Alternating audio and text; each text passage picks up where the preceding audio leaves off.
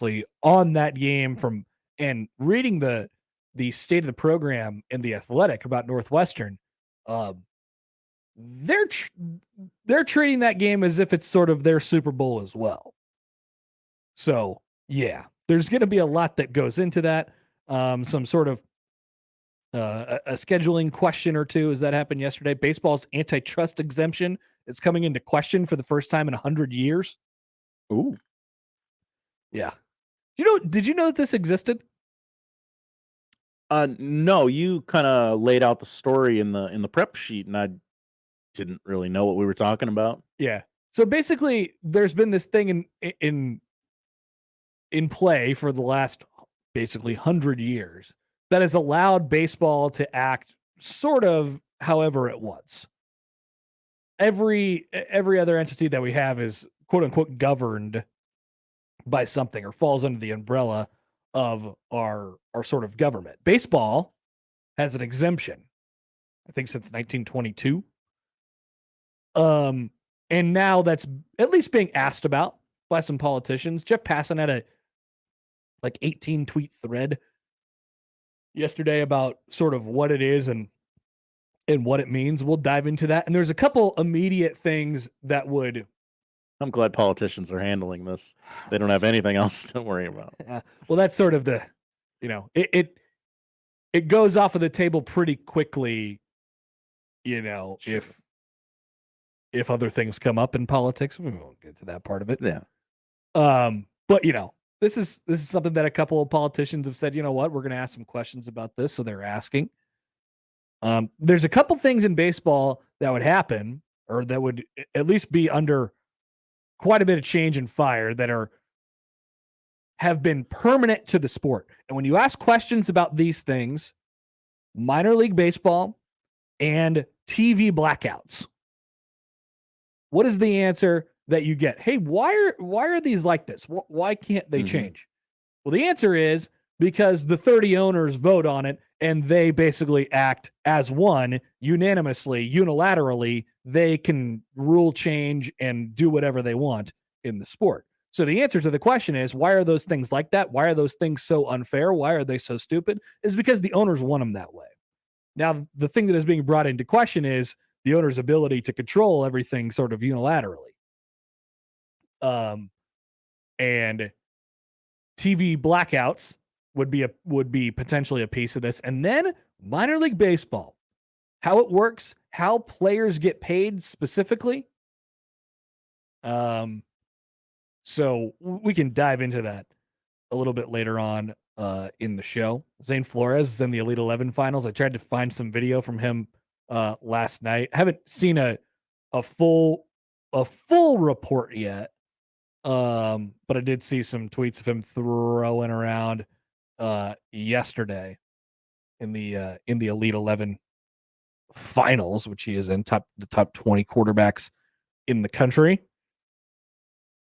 So we can touch on that as we go on throughout the show. Jim Harbaugh is showing up in dad TikToks as he flies overseas. Feels like some good stats up there. So no shortage of things to get into on the show today. Like we said, want to hear from you. 402-951-1620. The lineup is powered by the Rooferees at John Higgins Weather Guard. We will come back. Remember, tweet bag at noon. Get your questions in there. More up next on 1620 The Zone. Omaha's most listened to all sports radio station. Again and again and again. 1620 The Zone.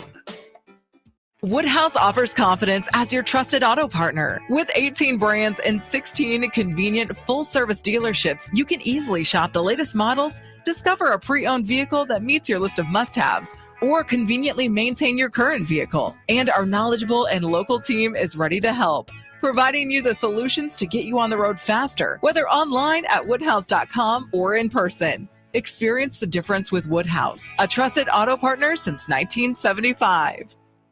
Watching a ball game at Oscar's Pizza and Sports Grill is just, well, pretty awesome, actually. And it doesn't matter if you prefer the college dink or the big league crack of the bat, there's nothing better than watching a game with a cold, frosty one, Oscar's Pizza, or award-winning char-buffed wings with Oscar's Thai chili bourbon wing sauce. And with daily lunch and dinner specials, it's really a no-brainer. So get ready to watch your favorite team play ball at Oscar's Pizza and Sports Grill, 173rd and West Center Road, and takeout at 162nd and Maple.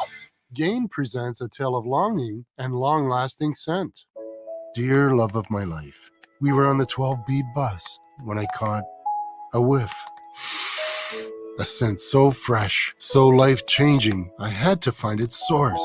I didn't know if you were the woman in the pink freshly washed cardigan or the retired mailman next to me, but I knew one of you was my soulmate. Ah, the scent of Gain Flings. Add Gain scent beads for an even longer-lasting scent.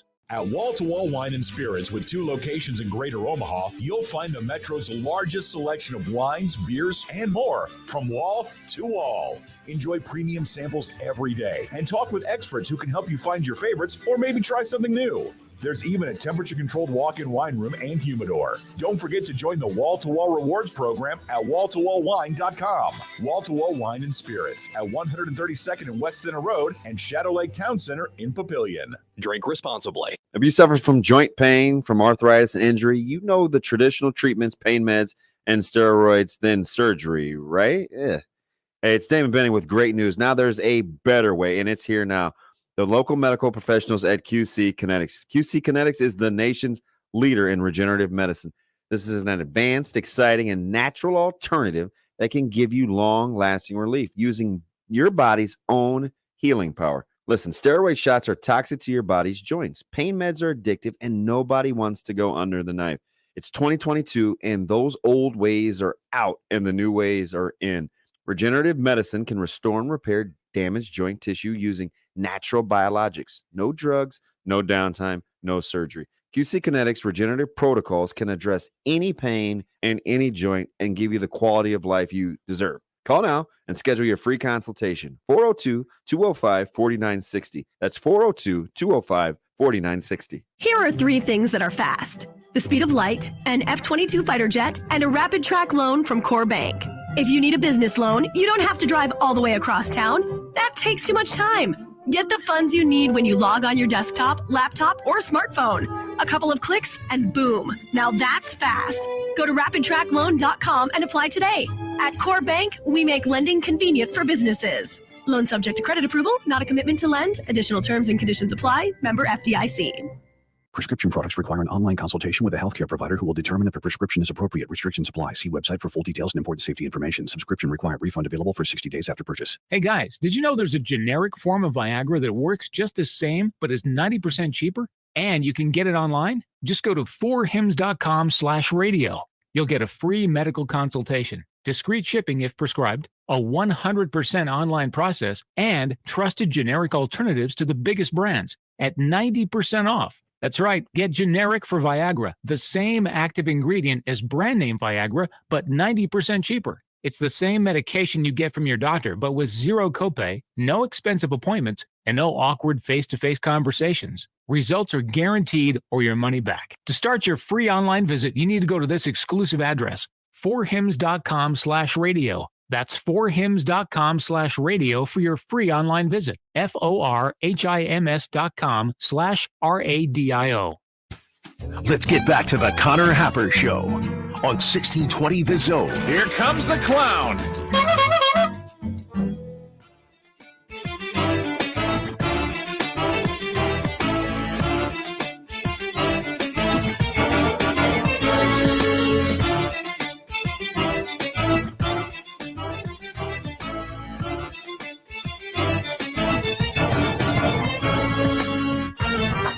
Hey, so Creighton just announced that Ryan Hawkins, so he's going to play in the Summer League in Vegas July 7th through the 17th, something like that, for the Toronto Raptors. He'll also be playing for the Warriors in the California Classic, which is coming up soon. That's next week. or starting this weekend, I suppose, and going into next week. The California Classic, which is, I was trying to figure it out before we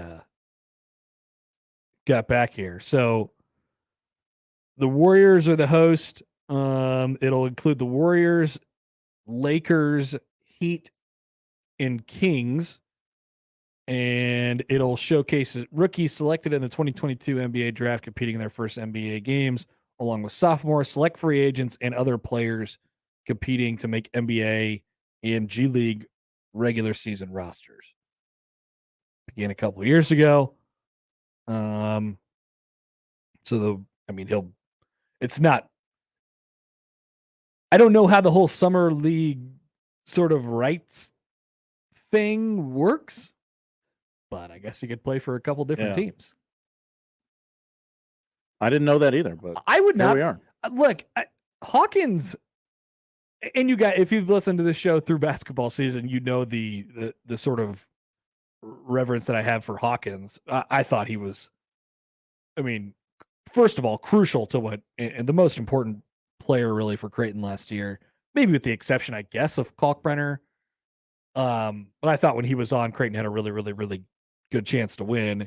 But that's a guy who will do anything for you, right? And when he came in, the idea of a Division II transfer from Northwest Missouri State sort of shouldering a load for a Big East team as far as from a scoring perspective was really, really scary.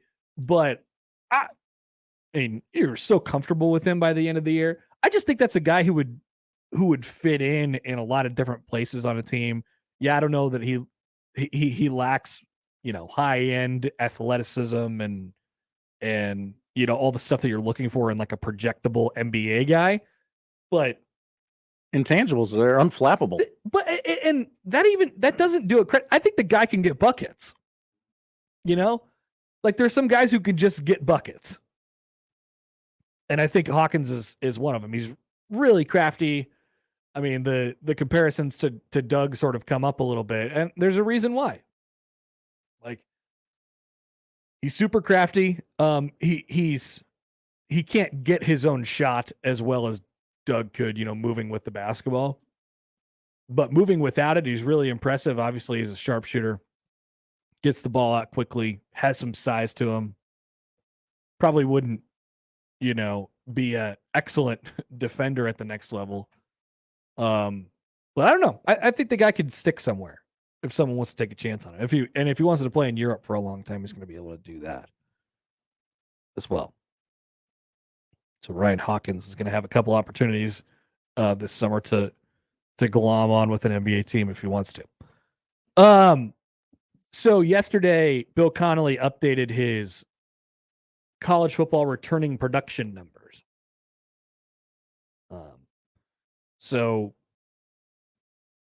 And I was wondering about this and how transfers are sort of factored into it. He answered a question in the tweet replies here. He says incoming transfers production is crammed into both the numerator and the denominator. So, for example, Caleb Williams at USC's production counts from Oklahoma. It counts for USC this next year, but so does the loss of Keaton Slovis and Jackson Dart's lost production. So you basically, the answer to the question is you're going to lose points for any production that you lost out of the transfer portal because you lost that production, but you will also gain the production that you're getting from elsewhere. So you get Casey Thompson in 2000 that's factored into the returning production number, which is one of the numbers that is factored in to like an FPI, or I guess in Bill Connolly's case, the S&P Plus. Nebraska is 100th in returning production in the country out of 131. 55%. I wonder if this will start to mean less or more when we go forward, or as we go forward. Like it's hard to tell the sort of the volatility with all this stuff, and because there's going to be a lot of situations where guys are walking into places as transfers So they count for 0 in the case of returning production because they haven't played at their previous spot and they're just trying to find the right fit at places. But then they turn out to be one of the better players on the team the next year. Now, that could always happen with freshmen and stuff like that too. So maybe it's not quite as volatile as you might think it is. So then that reminded me, and I went back and I looked at the FPI. I don't think Bill's updated his S&P Plus quite yet for the season.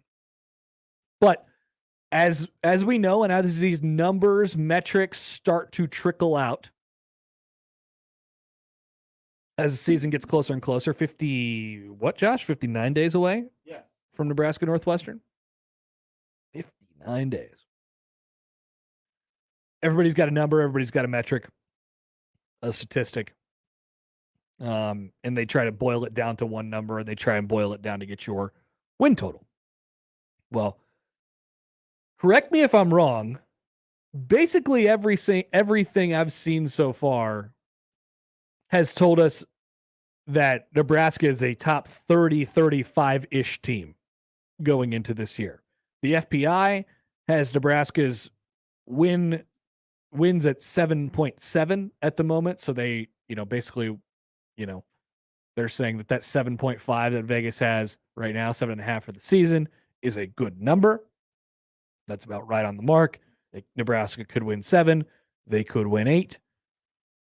7.7 and 4.6 on the season. But one of the other things that, and we talked about this a couple of weeks ago when they updated it. One of the other things that the FPI does is that they give you a percentage based on your schedule to get to 6 wins, so get to a bowl game, and they give you a percentage to win your division, win your conference, make the playoff, make the national championship game, win the national championship game. And obviously in that last column, it doesn't go very far down the list. It goes Alabama, Ohio State, Georgia, Clemson. They're sharing the top basically 95% of this. And then a little sliver of Notre Dame, a little sliver of Texas, a little sliver of Michigan, a little sliver of Oklahoma, and then a couple of the other teams with like 0.1% to win a national championship. But my eyes go directly to the make a bowl game number, the 6-win number. And this is really close to everything else that I've seen around this time of year. And like I said, with the metrics that come out. The FPI gives Nebraska a 93.5% chance to win 6 games. 93.5% chance to win 6 games. They give them a 29% chance to win the Big Ten West, which is, I think, tops in the Big Ten West. It's even above Wisconsin. So that's another thing. But let's stick on the 6-win thing real quick. How do you feel about that? 93% chance to win 6 games. And then there's charts and stats that come out, and I think the Adam McClintock college football professor, he goes through these every year. Your projected record probability. So what percentage of chance do you have to go each record possible? The most common ones on the graph that he has are 8-4 and 7-5. So once again, we're drawn back to that 7.5 number that Vegas puts out.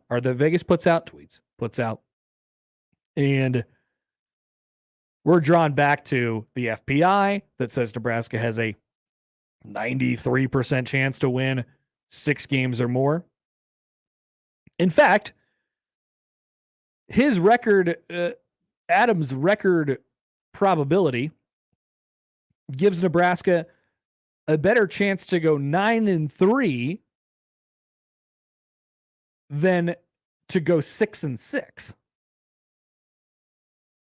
As I mentioned, the 2 most common ones that fill up the chart are 8-4 and 7-5. And for the record, I think I would take any of those. I would take 8-4 or 7-5. Josh, are you with me? Yeah, absolutely. You're going to take those and you won't ask questions. You won't care what it looks like. But how do you feel when you hear that Nebraska has a better chance to go 9-3 than 6-6? So we're talking about 6-6 being toward the bottom of what they could be this year. I mean, go ahead. I have never,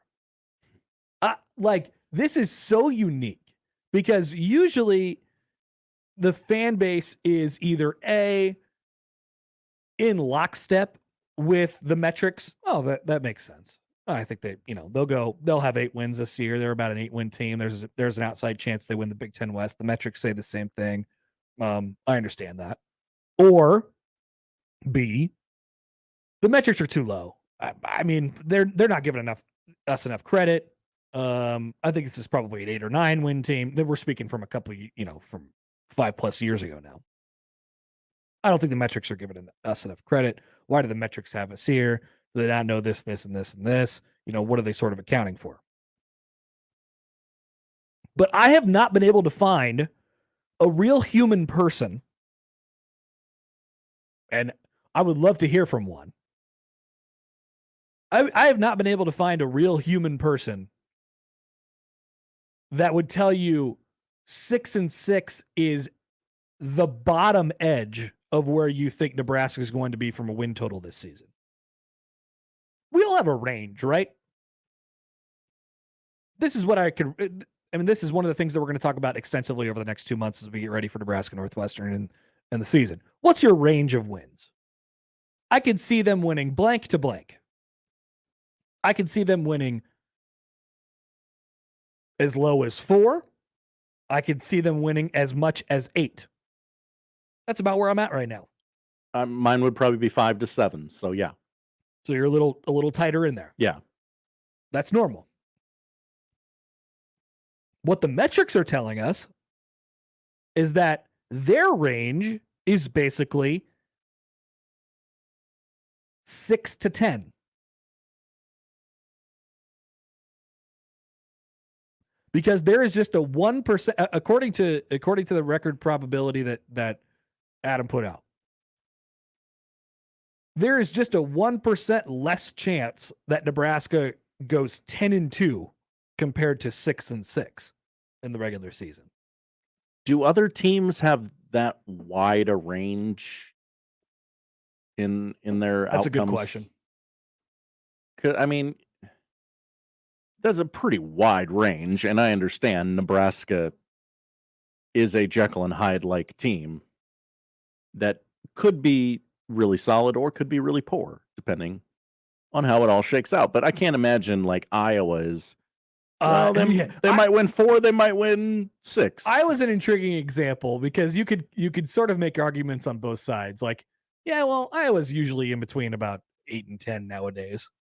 Also, at the same time, they have some questions. They have questions at the quarterback position. But if you're going off of recent history, yeah, I mean, they're going to be in between that 8 and 10 range, I think. Do these take into account the struggles of a new offense? But even, Josh, even if you're pulling down, according to the probabilities that have been sort of laid out for us in these preseason metrics, even if you're pulling it down to the 2 most likely outcomes as far as a total record on the season, the 2 most likely records are 8-4 and 7-5. If I made you keep it in between 2 spots, what would you say? Ooh.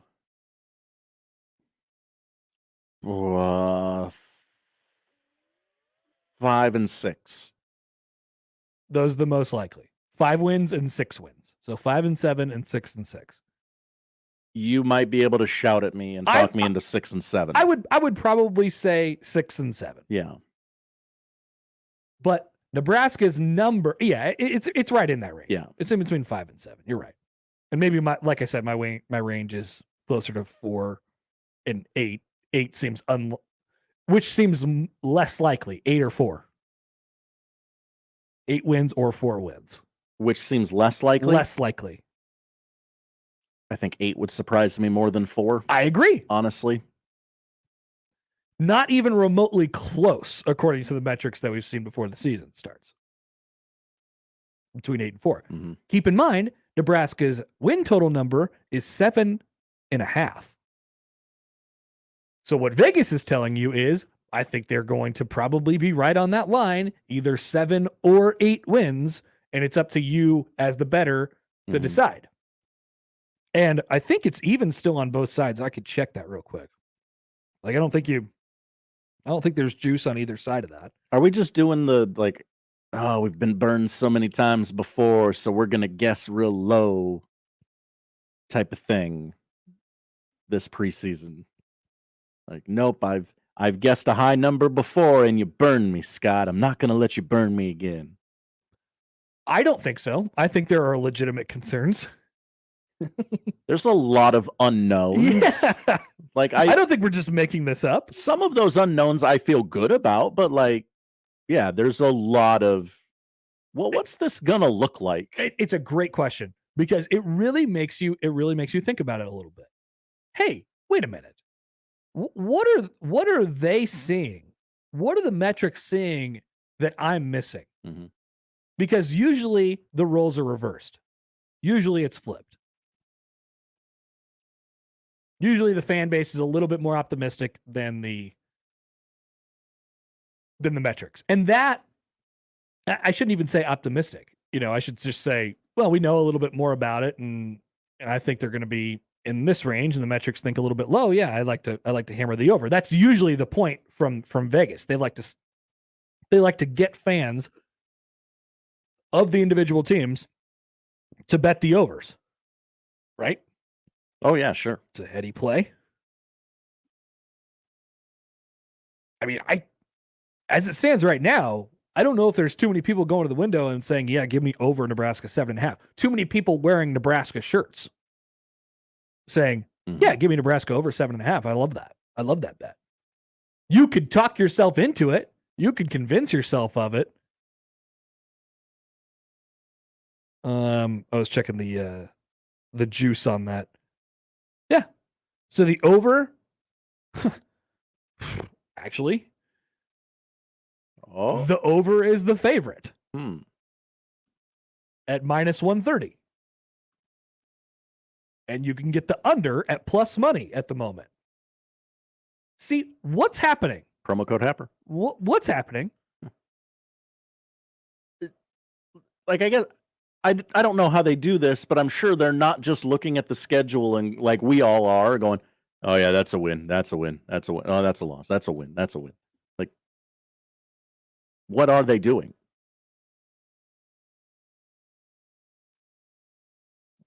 I will mention, I don't know if this has changed recently because I haven't looked at it in the last couple weeks or so.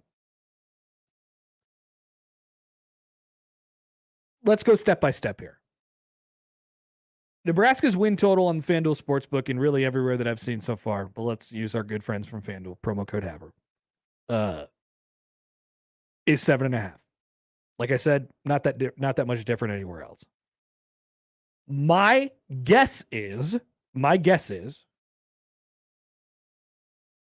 that not a lot of Nebraska fans are sitting here and saying, yeah, I think they're going to win I think they're going to win 8 games. I think they're going to win 8 games. Do you want them to win 8 games for the whole Scott Frost thing? Yeah, you bet. You want them to win 8 games. But I don't. This is just based off of what I've felt so far. So then you go back to the FanDuel Sportsbook, and in order to bet the over, you're paying some juice. You are on a $100 bet. You're only winning $76.92 on Nebraska's over. On a $100 bet on the under, you're winning $110. You're getting plus money on the under right now. Gambling 101, I suppose. So what are we missing? So, and we get this from Husker Eddie on Twitter. JTech Instructions on Twitter feed. He says, I trust Vegas at 7.5 wins over. You clowns who are always negative toward the Huskers. I am not imploring anybody to take the under. I'm not saying that. I'm telling you that I would shade that way at the moment. I think, as I said to Josh, Nebraska's win total range is quite large at the moment. I could see them winning in between 4 and 8 games. But the number being at 7 and 5 just doesn't make sense for my math if we're trying to do this the right way. I'm not telling you that it's not possible. Also, I can think of many times where we've looked at the Vegas number and said, It just causes you to think a little bit. And that's good. This is a good thought exercise over the summer because the metrics do not match the tone in the fan base. Even though Husker Eddie, is matching his tone to what Vegas is. Gee, a guy who calls himself Husker Eddie is big on the win total. I'm going off of I know there's people that always will be like, yeah, we're going 12-0. But I'm just saying. I don't see too many people honking their horn. And this is everywhere. This is nationally. This is locally. Like, I don't see people driving down the street, down Dodge Street, honking their horns saying, take Nebraska over 7.5, or Nebraska's going to win the Big Ten West this year. Like, I just don't. I don't feel that right now. Maybe give it a month and we will feel that when fall camp opens up. Maybe the win total will reflect that a little bit. Scott tweets into the show at Happer Show. He says the metrics have liked Nebraska a lot more than the actual results have since Frost has been here. Frost has underperformed what those computers have thought his whole tenure. That is actually true. Well, and that's due to one thing that we talked about quite a bit on Monday? Or actually, it was last week during a couple of those College World Series shows. And the analytics love the bulk numbers. And on the bulk numbers, Nebraska has been really good. They outgained their opponents last year. They outgained their opponents in totality on a season by, I think it was in the neighborhood of 80 yards. And they went 3-9. So we're talking about the spread of wins.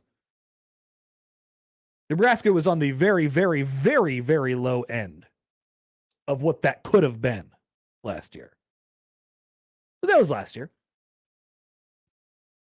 Just speaking from that experience. Iowa JD tweets in. He says, clearly you haven't talked to Sipple. I believe he's currently at 10-2. Is he really? I have talked to Sipple, but I didn't know he was. He's very high. He's vibing? Yeah. They just keep losing O linemen, and he just keeps upping his win total. Well, we'll talk to Sipple on Friday.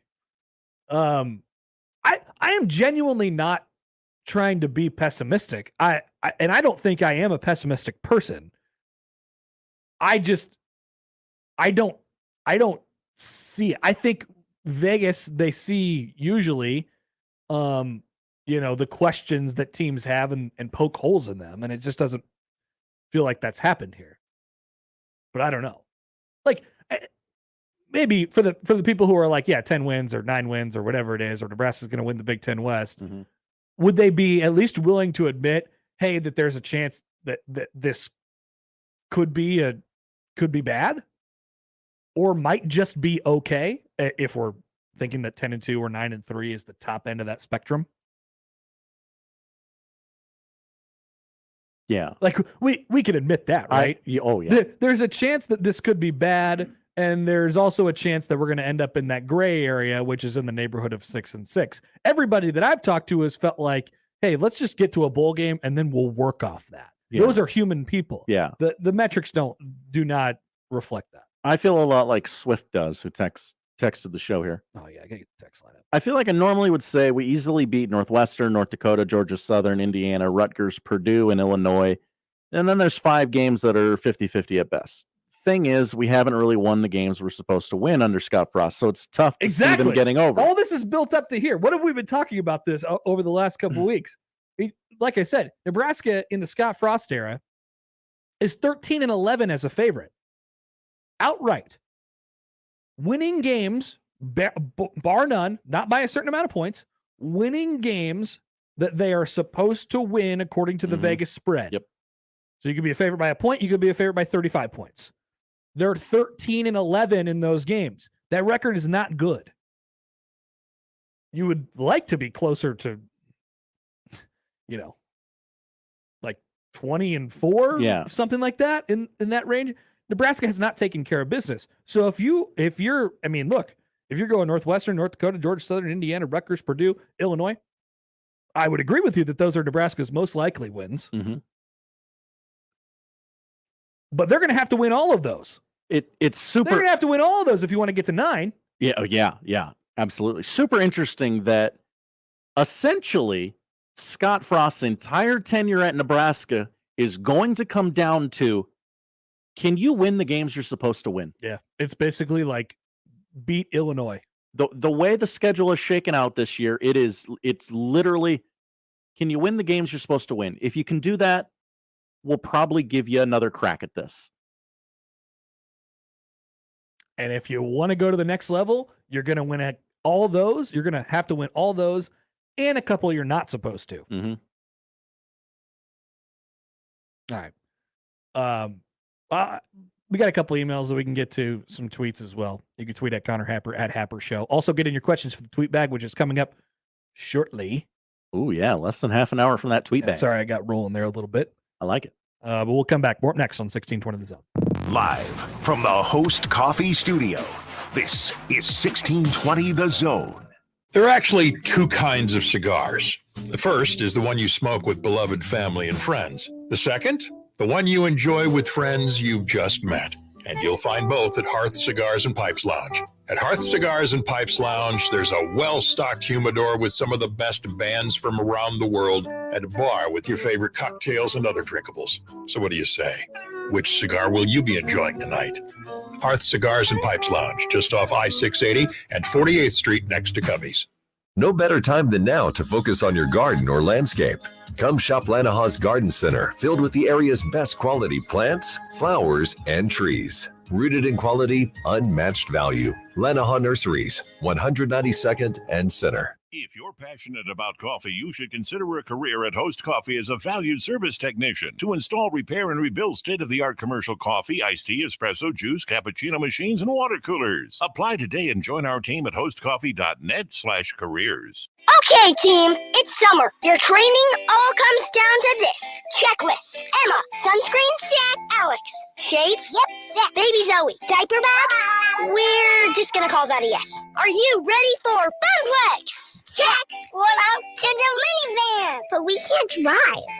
Let's find Mom, and then go to the minivan. Yay!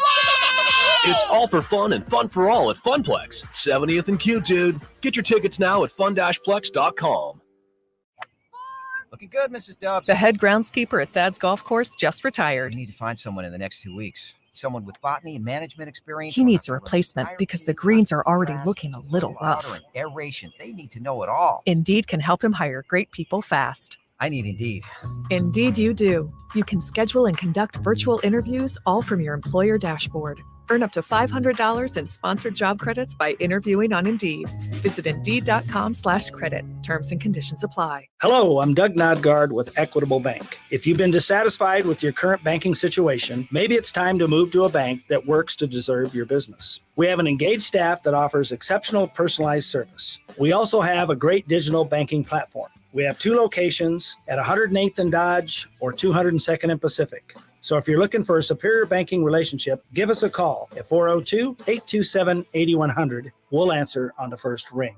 Equitable Bank, we take banking personally. Member FDIC. When you need a new roof, especially if you have storm damage, the last thing you want to hear from a roofing company is that it's going to be weeks or even months before they can get to it because of supply issues.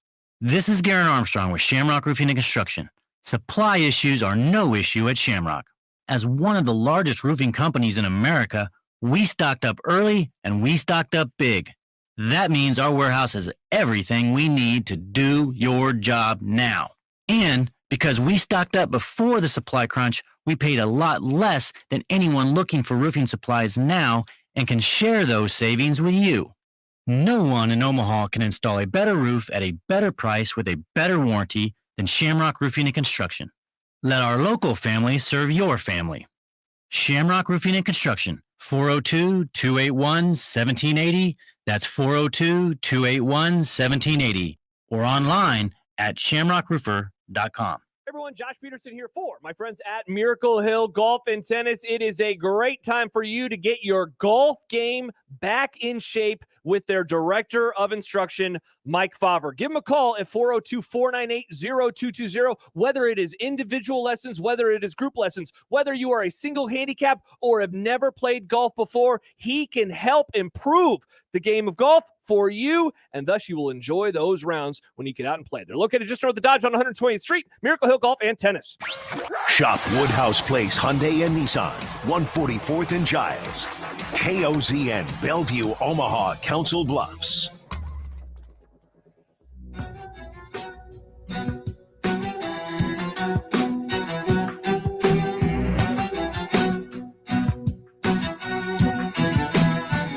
All right, now I'm thoroughly confused.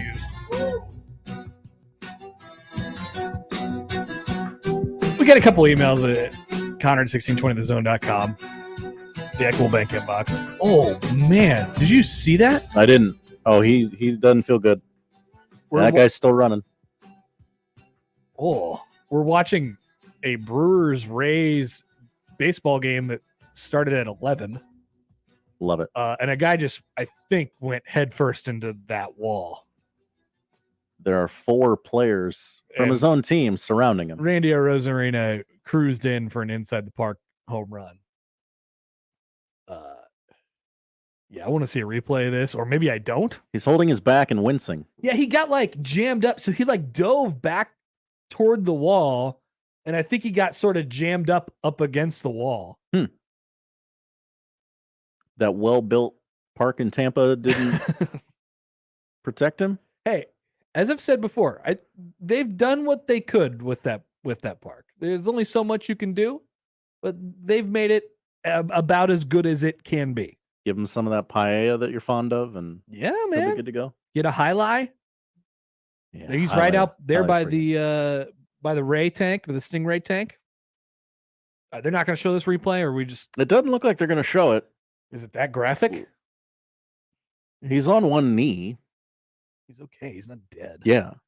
This is not Maurice Claret. Oh. I guess they're not going to show it. Okay, back to me being thoroughly confused. Still confused why they're not showing the replay, but I'm confused about that now too. A tweet comes in on the JTech Construction Zone Twitter feed. Husker Power Hour. He seems to be confused too.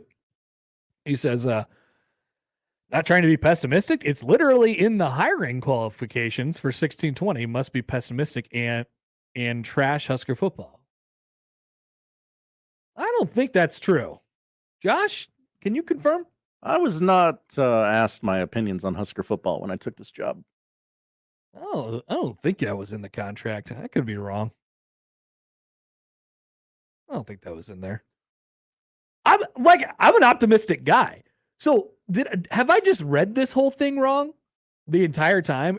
Do we have everybody out here? Connor, just run down the schedule. Everybody's doing poll questions nowadays about like where you think this thing is going to end up, and maybe it's a little bit too early. I don't know. John and Josh will have theirs again probably in a couple weeks as we get ready to go for fall camp, because they do an update every few months, right? And it tends to get more optimistic as the season gets closer and closer, which makes sense. Yeah. But have I read this thing wrong the entire time of like I'm just surrounded by people who think Nebraska is going to win 9 games this year? Run down the schedule, Connor. Where's the losses? You think Purdue could beat Nebraska? They're finally going to show this replay. Do you think Illinois could beat Nebraska? Yeah. So he like dove backwards into and then broke his fall with his head up against the wall. Yeah. And seems to have jammed up his back. Yeah. Okay. Ugh. That's interesting. He did not catch it. He did not hang on to the baseball, and that allowed Randy Arozarena. Oh, maybe he did. He did catch it. I think he did. He I think did that's an catch out. it. He's out. Eric Lauer saying, "Oh my God, is he okay?" Yeah, that's an out. Look at that. That's going to be catch of the year now. All of a sudden, it wasn't the most graceful landing. Okay. What's happening? Like, because now people have made me feel like I'm out on an island for saying the thing of like, I think Nebraska's basically going to be like 6 or 7 wins this year. I was just saying to Josh during the break, I know I'm sitting at like 5.8 right now, and that's a fun like summer bit that we're going to have. My guess is over the next month, it increases to the point where I'm going to end up picking Nebraska to win 7 games this year. That is my expectation at this point, which is still below 7.5. True. Notoriously. And I think falls in the gray area of the whole not keep Scott Frost thing, but all in all would be a step in the right direction for a season. I think 7-5 is good. But now I'm being told that 6-6, 7-5 by both the metrics and a whole bunch of random people that have popped up, that 6-6 and 7-5 is actually not good, and that they have a chance to win 8 and 9 games. What happened? What happened? Text into the show. Please. I don't see why fans are calling you pessimistic. Team's coming off a 3-9 season, and it's arguably the worst era of Husker football ever. Now they have a bunch of question marks running around with all these transfers. John emails into the show. He says it is being pessimistic to say that you don't see 7 wins for Nebraska this season. I'm not saying that I don't. They have shown nothing during Frost's tenure that should make you think they can get to 7 wins. Absolutely nothing. I mean, that's sort of where I'm at. Brendan tweets in, Josh is the only person in Nebraska who thinks 4-8 is more likely than 8-4. Oh, didn't we just talk about this? I think so. I don't know that that's true. Cowboy Kermit tweets in. 8 wins is going to be a tough mountain to climb. That's going to be a tough mountain to climb for this team. Like we said before, the formula to get to 8 for Nebraska is to win every single game that you're supposed to win without question. And then one that you're not supposed to, right? If we split the schedule into 2 parts, and those are winnable games and games that you're going to not be favorites in. So games that you are going to be favorites in and games that you aren't going to be favorites in. The schedule would split, so Nebraska would go 7-5. There would be 7 winnable, favorite games. There will be 5 games in which you are not a favorite. Minnesota is maybe on the edge of that. So one actually might go the other way. But remember, Nebraska's last 4 games are against Minnesota, Michigan, Wisconsin, and Iowa. And then there's the one in September against Oklahoma. So in order for them to win 8, they're going to have to win all of the 7 that they're going to be favorites in, and then one of the 4 or one of the 5 that they're not going to be favorites in. And based off of what I've seen from the last 4 years, that seems unlikely. Now, does it seem likely that they're going to not beat any of Illinois, Purdue, Northwestern, and only win 4 games? No, that doesn't seem likely either. But it seems more likely than beating all of them plus 1. Yeah, so I don't think Josh is the only person. Joel tweets in, if they show up in Dublin, have 3 false start penalties, miss an extra point, and punt the ball 8 yards, then 8 to 9 wins isn't on the table, and you'll know that immediately. That's why the offseason is tough. We have to trust the changes made, and there's no benefit of the doubt anymore. Yeah. Yeah, you pretty much nailed it. Yeah. You pretty much nailed it. It's a giant mystery. Mm-hmm. It's literally almost everything is a question mark. It is a giant mystery. Yeah. That's why my range. If there's a way to ask this as a poll question, maybe we could craft it. I would like to know how large people's range is. That's not a sexual thing at all. I would like to know how large people's range is for win totals for Nebraska. Like I said, I think mine's in between 4 and 8. I could see any record in between 4 and 8 and 8 and 4. Would your options on the whole question be 4 and 8, 5 and 7, 6 wins? Maybe just ask it flat out. I don't know if it would be a poll question, but what's your range? We'll find a way to do that. But because I'd be genuinely curious. I would say that a 4-win range is kind of large. It's pretty big. Yeah, that it feels like very few teams in the country are that unknown. All right. Well, we can jump back into that a little bit later in the show, if you like. Cowboy Kermit tweets in. He says, "You media clowns aren't giving enough credit to the 15 and 29 football coach and his 3-9 football team that added 15 transfers. They were close. Just got to run the ball." I mean, we could be like overly jokey about that stuff too. You know, I understand what they were saying when they were saying we're close. Do I completely agree with it? No, not exactly. No. But it has become fodder to make fun of, certainly. It has become easy to make fun of. But I understand what they were going for sure.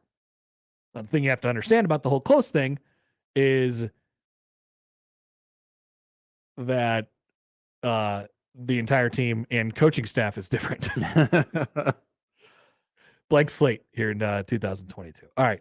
I want to hear from you guys on the show, as always. 402-951-1620. We got more tweets so we can get to a little bit later on.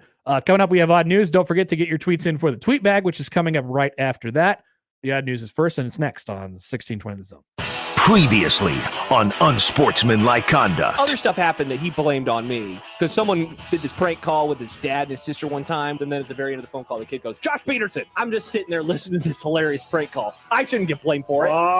You were in on it, I was though. just sitting there. A couple of my friends stole trash cans from his house one time while I was driving them. That might have been my problem. He sounds more and more like a victim, Josh. He Definitely does. not. Unsportsmanlike Conduct with John Bishop and Josh Peterson. Weekdays 2 to 6 on 1620 The Zone. Your Omaha area forecast presented by Funplex Water Park and Rides from the KETV Newswatch 7 Weather Center on 1620 The Zone.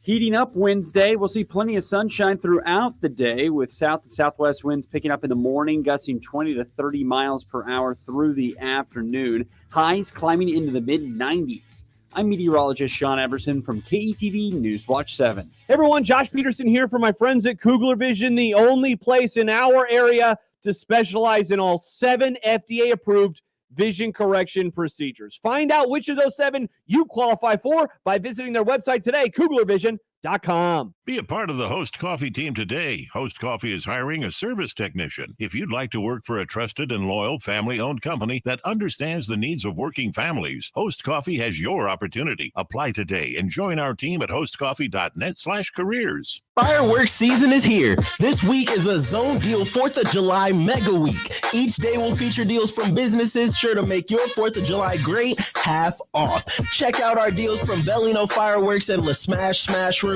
and to fill your stomachs, a half off deal from Cops, all for half off. Don't miss this 4th of July Zone Mega Week at 1620thezone.com and click deals.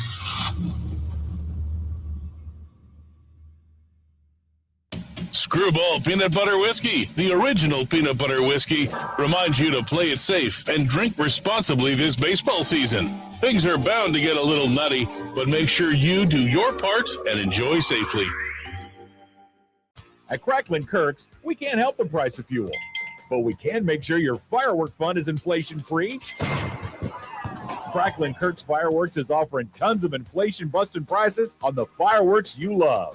Cracklin Kirk's Fireworks is open June 25th through July 4th, 10 a.m. to 10 p.m. in Waterloo, Springfield, Denton, and Hickman. Check out GetKirks.com for all the details. For the biggest selection and the best prices, visit GetKirks.com and any of our locations. it hit me like a ton of bricks. I'm like, I never smoked a cigarette. How in the hell did I get lung cancer? I don't smoke. I've never smoked. So I started Googling. One word just kept coming up, like it was in bold and red, and it was radon. Radon is the number 2 cause of lung cancer. Well, you don't know if it's in your home. You got to test. You can't see it. You can't taste it. You can't smell it. What's your level? Radon Defense Midwest can help. Visit radonradio.com for a special offer. That's radonradio.com. NRG Media is a locally focused company with a full suite of digital advertising products, and we're recruiting for a digital marketing salesperson. If you're looking to grow in a sales role that lets you create unique marketing campaigns for businesses by using products like OTT, targeted display, social media, and more, send your resume to salesomaha@nrgmedia.com. NRG Media is an equal opportunity employer. Equitable Bank. We take banking personally. EquitableOnline.com. And now we've reached the point in the show where Josh Odson reads the peculiar, the bizarre, the comical, the odd news with Odd Son. Odd news, Odd Son. See what we did there? The odd news with Oddson.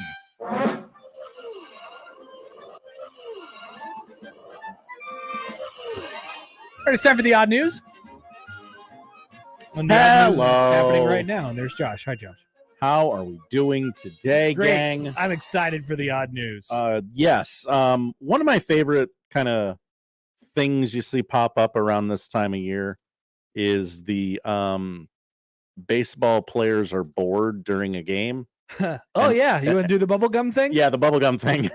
The Yankees got bored last night. They might be bored just because this game's too easy for them. They're 55-20.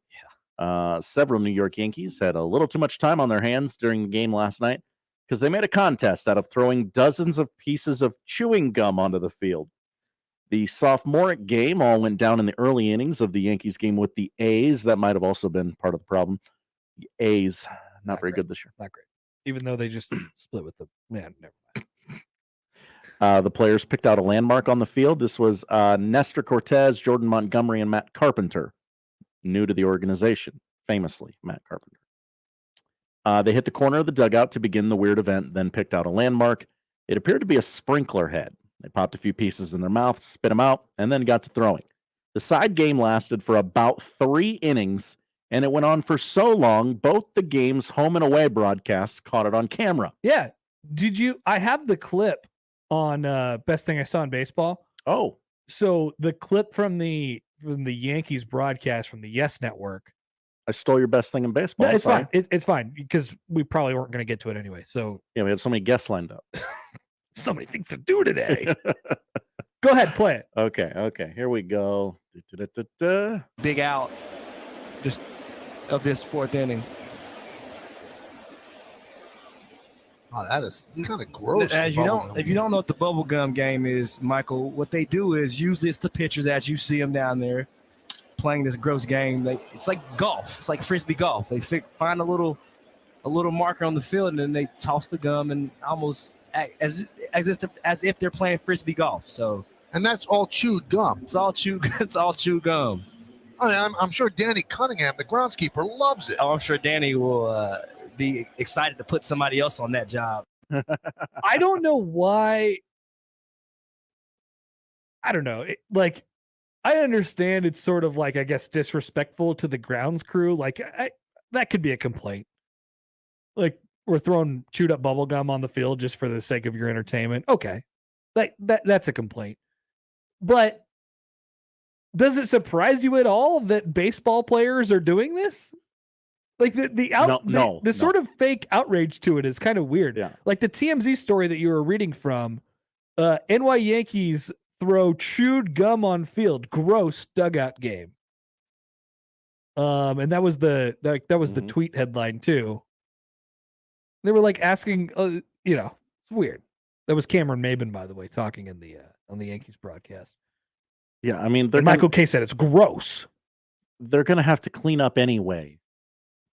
Like, I get that it is disrespectful to give them extra work to do, but have we ever? I mean, It's not We've like been to a baseball game, right? We've seen what baseball players do that aren't playing in the baseball game. it's not like Aaron Boone's walking up and down the dugout at the end of the game going, "All right, Right. guys, pick those Gatorade cups up. Let's go." Like, spoiler alert, and you know, this is not any way to teach baseball or anything like that, but spoiler alert, when you get to the professional levels of baseball and even in some college ranks, if you're not playing in the game, you're probably not paying attention to the game at all. Like, at all. You know what those 6 guys are doing in the bullpen? Nothing. They're not doing anything.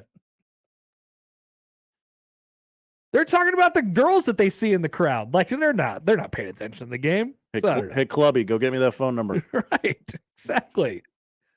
And I'm not going to give that kid a ball. He's wearing a stupid shirt. I don't like him. No mullets. We're not signing autographs for anyone with mullets That today, was part of guys. my reasoning for walking out to the bullpen in one of those games when I was at the College World Series. I was like, I'm going to go walk down here and see what these guys are up to before the game. They're stretching out with all their weird medicine balls and weighted balls. Pitchers are weird. And they have to find ways to entertain themselves during a baseball game. And Nestor Cortez, as we have found in his, emergence here, he's sort of an odd guy. He's a funny guy. Should we put that on the poll? Are you pro or con? Pro or anti-baseball players doing goofing off during the game? Is that what you're asking? Yeah. Sure. Yeah, that could be a poll question. I'm pro. All right, we'll Or put it does up on the poll does at it Happer set Show. a bad example. All right. Got to be all about the team. Next. Another sports story, because, we stick to sports around here. Coors Light adding stadium ice shavings to Colorado Avalanche Stanley Cup beers. Okay. Big Avs guy. So listen up. I'm not going to pay extra for Avs ice. After 21 years, the Avs have reclaimed the Stanley Cup, making this the third the Avalanche have brought back to Denver. They dethroned the Lightning over the weekend. Parade tomorrow, I believe. Yes. No better way to celebrate than cracking open a can where the mountains are blue, like a Coors Light. So is it a collectible can at least? Yes, I've seen the can. I believe it's got the Avs logo. Okay, it that's says good. Champions Ice on it. I would buy the can. I would buy the can just for the can. Coors Light has announced they are releasing a limited edition Stanley Cup beer. The beer will feature real ice shavings of the championship ice. So you're going to get all that blood, that sweat, the spit. From Tampa. Yeah. They clinched it in Tampa. Oh, yeah, that's true. Is this Tampa ice or just like, hey, this is from Game 4? It seems like it's not either of them, honestly. Starting this Thursday. Also, how would you tell? Like, doesn't the ice melt? Does it water down the beer? Yeah, it's just going to water down your beer, right? But these bad boys will be in select liquor stores in the Denver area on Thursday. Cool. I'd buy a case and keep a couple cans. Yeah, if I was an Avs fan, this would be something that I'd certainly be into. I wouldn't care about the ice, but I'd like a championship can. Amazing Daniel, always here to trump us when we're wrong. Huh. He has sent us a video of Shohei Ohtani picking up trash.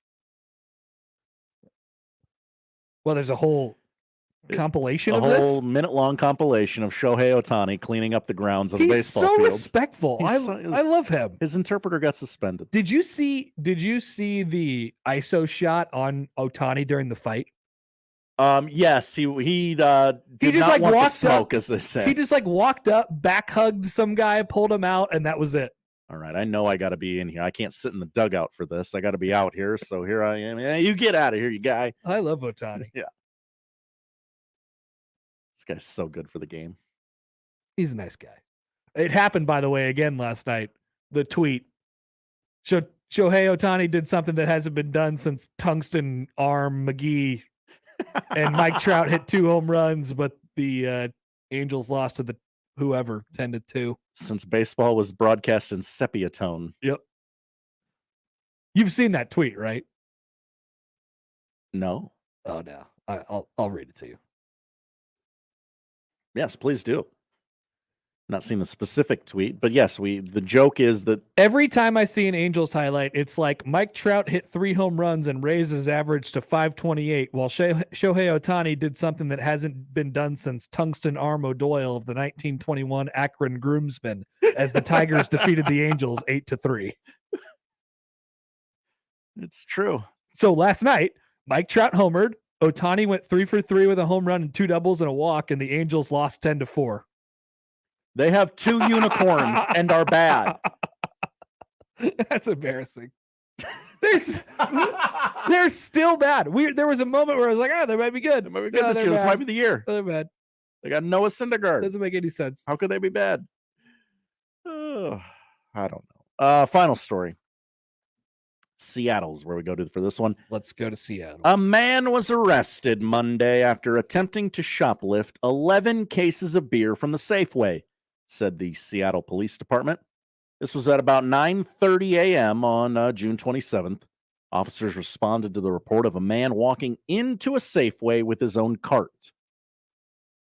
Are you going to call the police if somebody takes their... It is a red flag. Red flag. But I'm not taking out my phone and calling the police. It's a red flag. It's not an immediate police call, but it's a red flag. Guy walks in with his own cart. He brings his own cart to the grocery store. According to the report, the man loaded 11 cases of beer onto his cart and attempted to leave the store. A security guard confronted the man, but the man told the guard if he didn't get by, the guard would be pepper sprayed. Oh. Always good to threaten the security guards at your local grocery store. The security guard backed off and allowed the man to leave the store without paying for the beer. Wow. When the officers arrived, and this is the part that gets it onto the odd news, He took all his clothes off. No. Oh, damn. They found the man across the street waiting to get onto a bus. The bus was his getaway vehicle for his shopping cart with 11 cases of beer in it.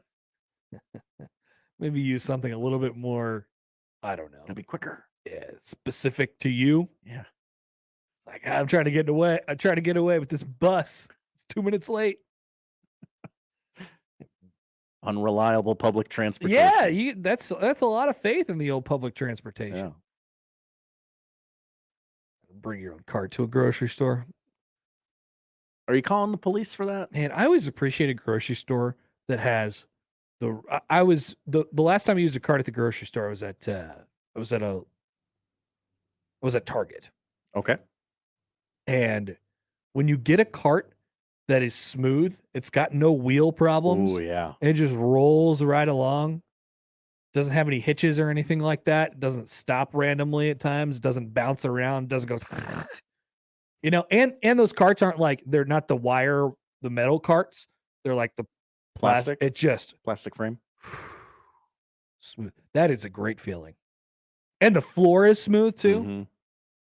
You're getting no resistance from either. I think it happens probably about once a year to me. I get a really, really good cart. All the other carts are bad. All the other carts are bad? Yeah, that's why I take great pleasure in it when I get a good cart. That's the odd news. Thank you. Thank you, Josh. Thank you all. The tweet bag is coming up next. Get in your tweets at Happer Show. You could also text into the show at 402-951-1620. You can email Connor at 1620thezone.com or Josh O at 1620thezone.com. We'll come back with the tweet bag on a Wednesday next on 1620 The Zone. Remember, no matter how you listen, it's still AM radio. 1620 The Zone.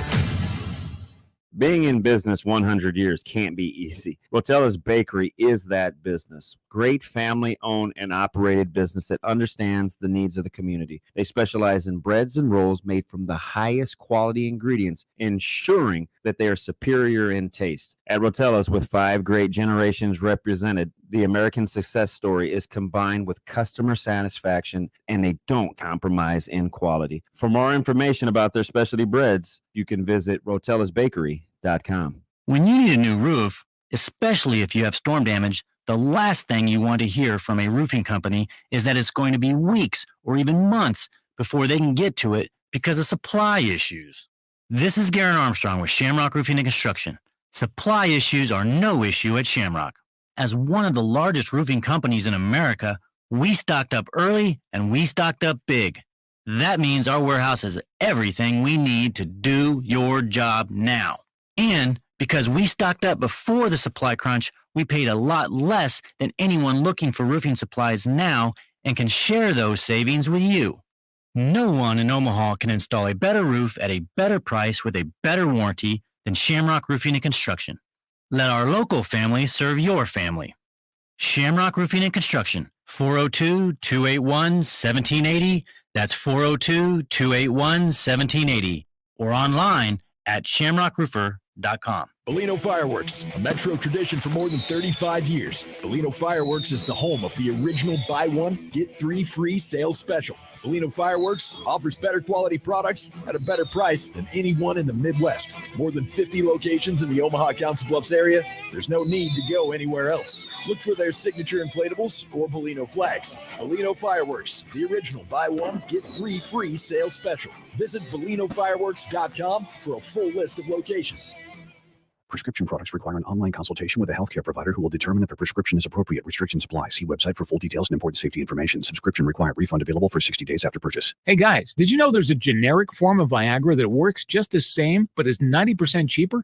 And you can get it online? Just go to 4hims.com/radio. You'll get a free medical consultation, discreet shipping if prescribed, a 100% online process, and trusted generic alternatives to the biggest brands at 90% off. That's right, get generic for Viagra, the same active ingredient as brand name Viagra, but 90% cheaper. It's the same medication you get from your doctor, but with zero copay, no expensive appointments, and no awkward face-to-face conversations. Results are guaranteed or your money back. To start your free online visit, you need to go to this exclusive address, 4hims.com/radio. That's 4hims.com/radio for your free online visit. FORHIMS.com/RADIO. You know how some commercials say silly things like conveniently located, and the actual location is way across town? At Core Bank, we're located on your desktop, laptop, or smartphone. So if you need a business loan, you don't have to drive anywhere. Get the funds you need with Rapid Track Loan from Core Bank. It's really convenient and really fast. Go to rapidtrackloan.com and apply today. At Core Bank, we make lending convenient for businesses. Loan subject to credit approval, not a commitment to lend. Additional terms and conditions apply. Member FDIC. Zone TV is now live at 1620thezone.com, powered by Tickets for Less. Watch us live and see what's happening from behind the scenes every weekday from 6A to 6B. No matter how you listen or watch, it's still AM radio. 1620 The Zone TV, powered by Tickets for Less. Find tickets for all your favorite events, concerts, and more, both local and outside Nebraska, at ticketsforless.com. Do our Zone guys have a face for radio? You decide. Watch us today on Zone TV, powered by Tickets for Less at 1620thezone.com.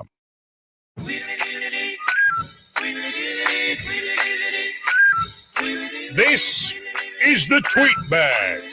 You send your questions in and we answer them like no other radio segment ever. It's the Tweet Bag on the Connor Happer Show.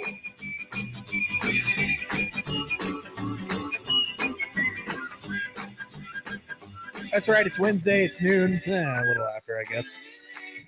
That's right. It's time for the Tweet Bag. Send in your questions, thoughts, concerns, hypotheticals into either of our emails, either of our Twitters, the text machine. Same number you can call, by the way. 402-951-1620. A lot of texts into the tweet bag today, and that's fine. That's good. Fine. We'll find them. Hey, we could eventually turn this into a thing that is called the text bag. Ooh. That's how we want to get the text line rolling. I like this tweet from Yippee during the break. Every single Walmart card I've ever had is awful. It's waffle. Used a Target card a few months back and felt like I was in a Rolls Royce. I think getting a good cart at the grocery store or at the store is one of life's like true pleasures. It's a great feeling because you're not gonna seek it out. Like you're just correct. You're gonna take a cart. Whatever you get is what you get. Yeah, it's all luck every time, and the expectations have fallen so low that you're just assuming that you're going to get a garbage cart. So if you get a really smooth one or a new one, it's a beautiful, beautiful thing. Or clean one. Clean. All right. Tweet bag. Let's roll, Josh. Tweet bag. All right. We'll start with a text because we're showing some love to the texters today. Yeah.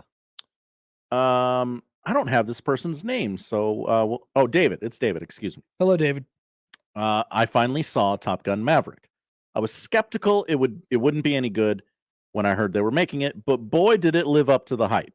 What's the biggest thing, movie, concert, sporting event, meal, life stage, etc., you were skeptical about going in and had your expectations completely blown away? Dang, I wish I was more prepared for this because I have a couple. Ooh. But I don't. Okay. Because I've talked about them before, but I can't. I don't know off the top of my head. What's something that I didn't like at first, or I might not have liked prior to doing it? I got one. Okay. Brussels sprouts. Ooh, good one. That is a good one. They are delicious. Now, the thing about that is Brussels sprouts didn't have a lot of hype, I don't think. It's not like everybody in my life was telling me, hey, you got to eat these Brussels sprouts. They're really, really good. It was just like I sort of finally got around to trying it. And I had the opinion that, before I tried one, I was like, there's no way I don't like these.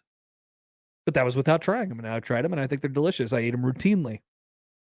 Routinely eat Brussels sprouts. I'm going to go kind of off the board here. I'm going to go changing diapers. Excuse me? I thought that's a horrible job. I want no part of that. How many times can I get out of that in my child's life? Doesn't bother me at all. Never has. It was made to be too much of a thing. Like, oh man, that kid's gonna be peeing and pooping all over the place, and your hands are gonna be messy. Your house is gonna be messy. My house is messy because the kid has a lot of toys, not because of any diaper related issues. Interesting. Yeah. So that was something that was built up in my mind to be this haunting experience, and I'm like, oh, this ain't so bad. I got another one. This kid's great. What was that movie? Shawshank Redemption. No. That lived up to the hype. I wasn't in denial about Shawshank though. I knew I needed to see it.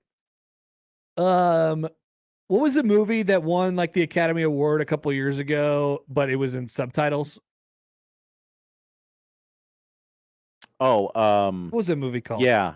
Oh my gosh. I can see the poster. Something about a bug or something like that. It's like the something. The No, that's not right. That's not right. Parasite. Yeah, that's the one. That's kind of close to a bug. It is a bug. Parasite. But it's not the something. I was like, what? This movie's in subtitles? Or what? I mean, I don't want to read for 2 hours. Exactly. I didn't notice the subtitles after 10 seconds. I was just subconsciously reading because I'm a very good reader. Look at you. Some might actually think that's not the case based on things that I've read on this show. But yeah, that movie was fantastic. I loved that. It really was. That movie was awesome. Give subtitles a chance. So there are my things. Parasite and Brussels sprouts. Ravi gives us one as well. Ted Lasso. He thought it looked dumb. Everyone said it was great. He was skeptical. He watched it and people undersold it, he said. I haven't seen Ted Lasso. It's a great show. It really is. I have not seen Ted Lasso. It is worth getting the Apple subscription and forgetting all about it and never canceling it, even though there's not a lot else on that service. There is a lot more things than that because it could take me a minute to sort of come around on things. But those are just a couple examples. Parasite and Brussels sprouts and changing diapers for Josh. I got to scroll. Good question. Yes, great question. I also wish we were more prepared for it. The Cubby Husker tweets in. If you could change the start and end dates of any professional sports season, which one and to which dates? Yeah, I think the NBA would end earlier. I think the NBA would end in April.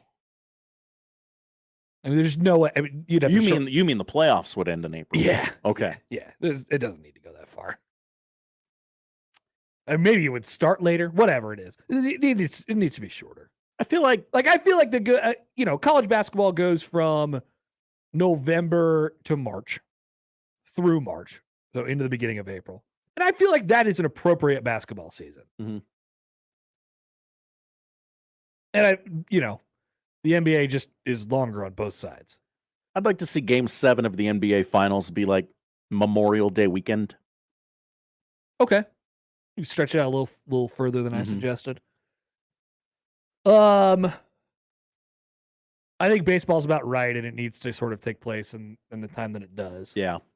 October baseball feels special, right? Mm-hmm. You don't want to move football. October is a definitively different month than all the other months, as far as its weather is concerned. Let's see. I like the slight shift to hockey ending after NBA so that it can kind of be the end of the finals can be sort of a focus. How about college baseball? Can we get college baseball to start in April and end in? I mean, there's no way you could do it with school because it's still college. Student athletes, Connor. Student. But if we're ignoring that, which football might be close to ignoring that soon. How about you start in April and you end in August or September? I could get on board with that. Jacob Badilla tweets in. He says, Connor Happer, baseball fan, quote, the NBA season's too long. It's all about perspective, man. Basketball never ends for Jacob Badilla. Yeah, that's crazy. He's insane. He's in a bad, and the best way possible, though. College World Series going on, whatever. We're doing stuff outside during the summer. We're all at the beach or the lake or something like that. Jacob's like, yeah, here's we got this huge 16U game going on across the river today, Council Bluffs. I gotta be there. Go to Central. Go under the football stadium. Knock on the door 6 times, not 5, not 7. Ask for Billy. Give him the password, and he'll show you the secret high school game where kids are getting run. Jacob's there. Yep, he knows about that. He's there on his laptop.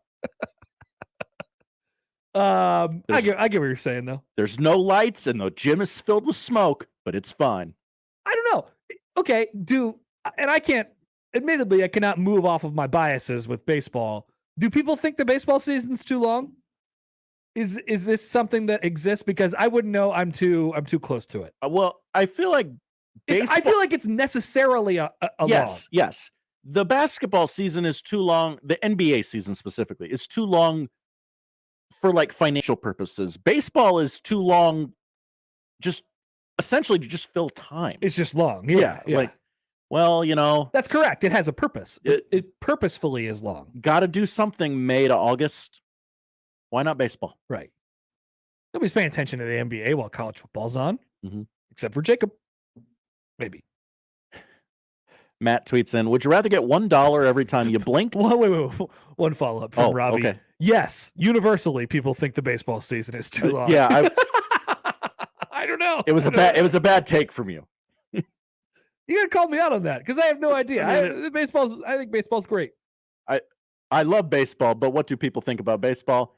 The games are too long. First, they think it's too slow, and second, they think the season's too long. The games are too long, but baseball is a background sport. It's in the background. Mm-hmm. It doesn't have to affect.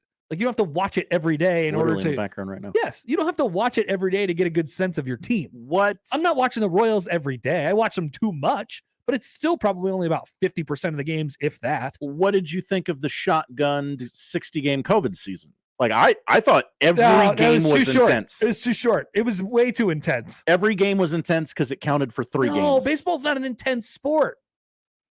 We're chill. We're about the more vibes. Fun when it is. It's a bucket hat sport. It is more fun when it is, and that's why we have October. Well, We can't have 3 months of October. That's why some teams have October. Yeah. The Royals not included. Okay, sorry. Next one.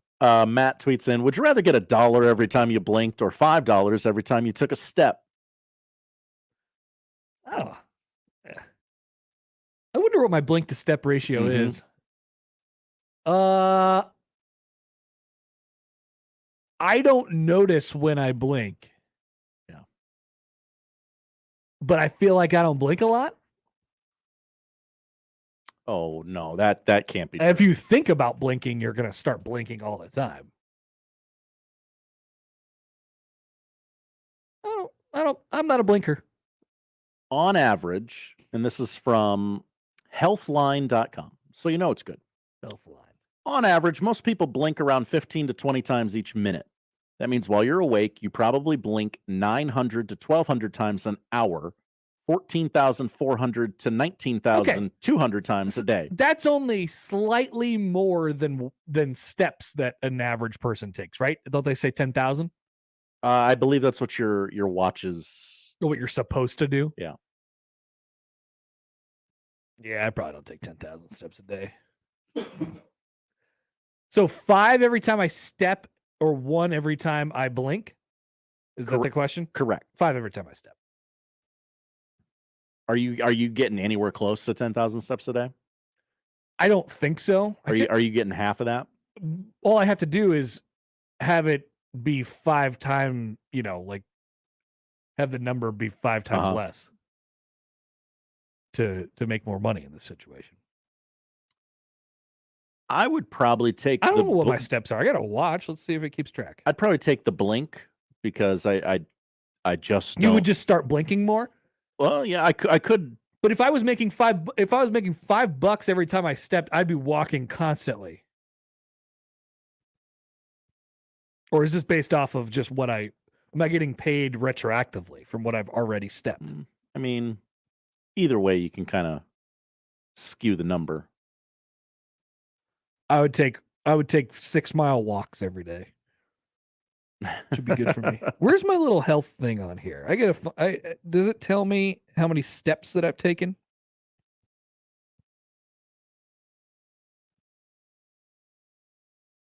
It's probably not a good sign if you can't find the health app on your phone. It says I have taken 970 steps already today. And I would say that my stepping is in front of me. You haven't gotten into the heart of your steps. I haven't today. got to the best of my stepping yet. Okay. So I would say that I'm in the neighborhood of probably 5,000 steps a day, somewhere around there. Times 5 a day. Yeah. That is more than the blinks. That's all I need. Thank you for the offer. I'll take the money in any way you can. Not Venmo, though. I won't take Venmo anymore. Long story. JD, I believe this is Iowa JD, given the area code, texts into the show.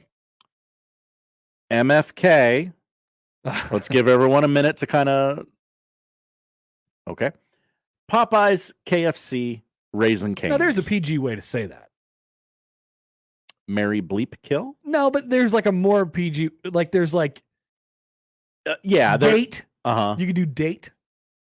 What are my options? Mary Bleep Kill. No, what are my options for the options? Kill. Popeyes, KFC, Raisin Cane's. As restaurants or as sandwiches? It does not specify. Well, I guess JD, Cane's. if you're listening, send us a quick text. It's the whole restaurant. Yeah. Because the Cane's doesn't really have a sandwich. They just have strips they put on bread, which is an excuse for a sandwich. I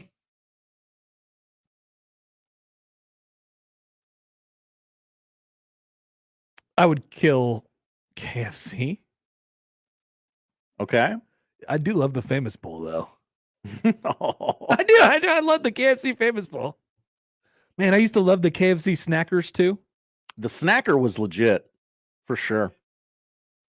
We need the Snackers back. JD has texted in. He is listening. Hi, JD. Chicken overall.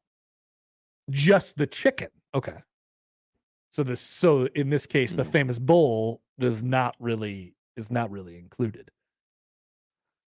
I would marry Popeyes.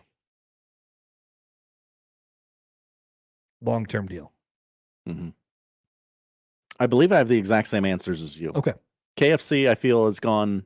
Are they a sponsor? Can I say this? They've gone downhill a lot in the last few years. Get rid of the snacker. That was their downfall. Cane's, the chicken is just it. It's just meh. It's good for a one-timer. Yeah, it's just good. The toast is where it's at. I'm a big toast guy. No, it's not. It's not where it's at. Well, at Raising Cane's, it is. No, given it's my not. options It's in the not. box, It's not where it's at. What's the best thing at Raising Cane's? The chicken strips. Okay. Followed by. And I don't like the sauce. People either. are gonna hate this. I don't like the sauce. Okay, take the sauce out. Sauce is not included because it's not an actual item in the food. Okay. The ranking of the box combo goes chicken strips, coleslaw, French fries, toast. Okay. Yeah, the fries are not good there. It's just filler. Toast is last. Toast is last? No. Disagree. Coleslaw. Give me coleslaw. Yeah, Popeyes. Everyone's like, oh, no slaw, extra toast. What do you need 2 pieces of toast for, fatty? Hi, fatty here. Let me answer that for you. You need 2 pieces of toast. Look at me. You don't need that bread. I'm eating toast and I'm not stepping. Get some lettuce. Get some lettuce in your life. If they had a salad, I would They love. do. It's called coleslaw. It's just fat salad. Look, I'm a fat guy, and I know you don't slather your salad in mayo. Okay. All right. Next. Do we have any more? We should have several more. We do. I gotta find them. I need a folder for these. We're blowing up today. What does that even mean? Bed wed behead. That is the PG version of. No. I'm like, why has someone tweeted us bed wed behead? This is nonsensical, Kenneth. Makes sense. Kenneth Pancake. Jacob tweets in, what's the college rivalry game you'd most like to attend?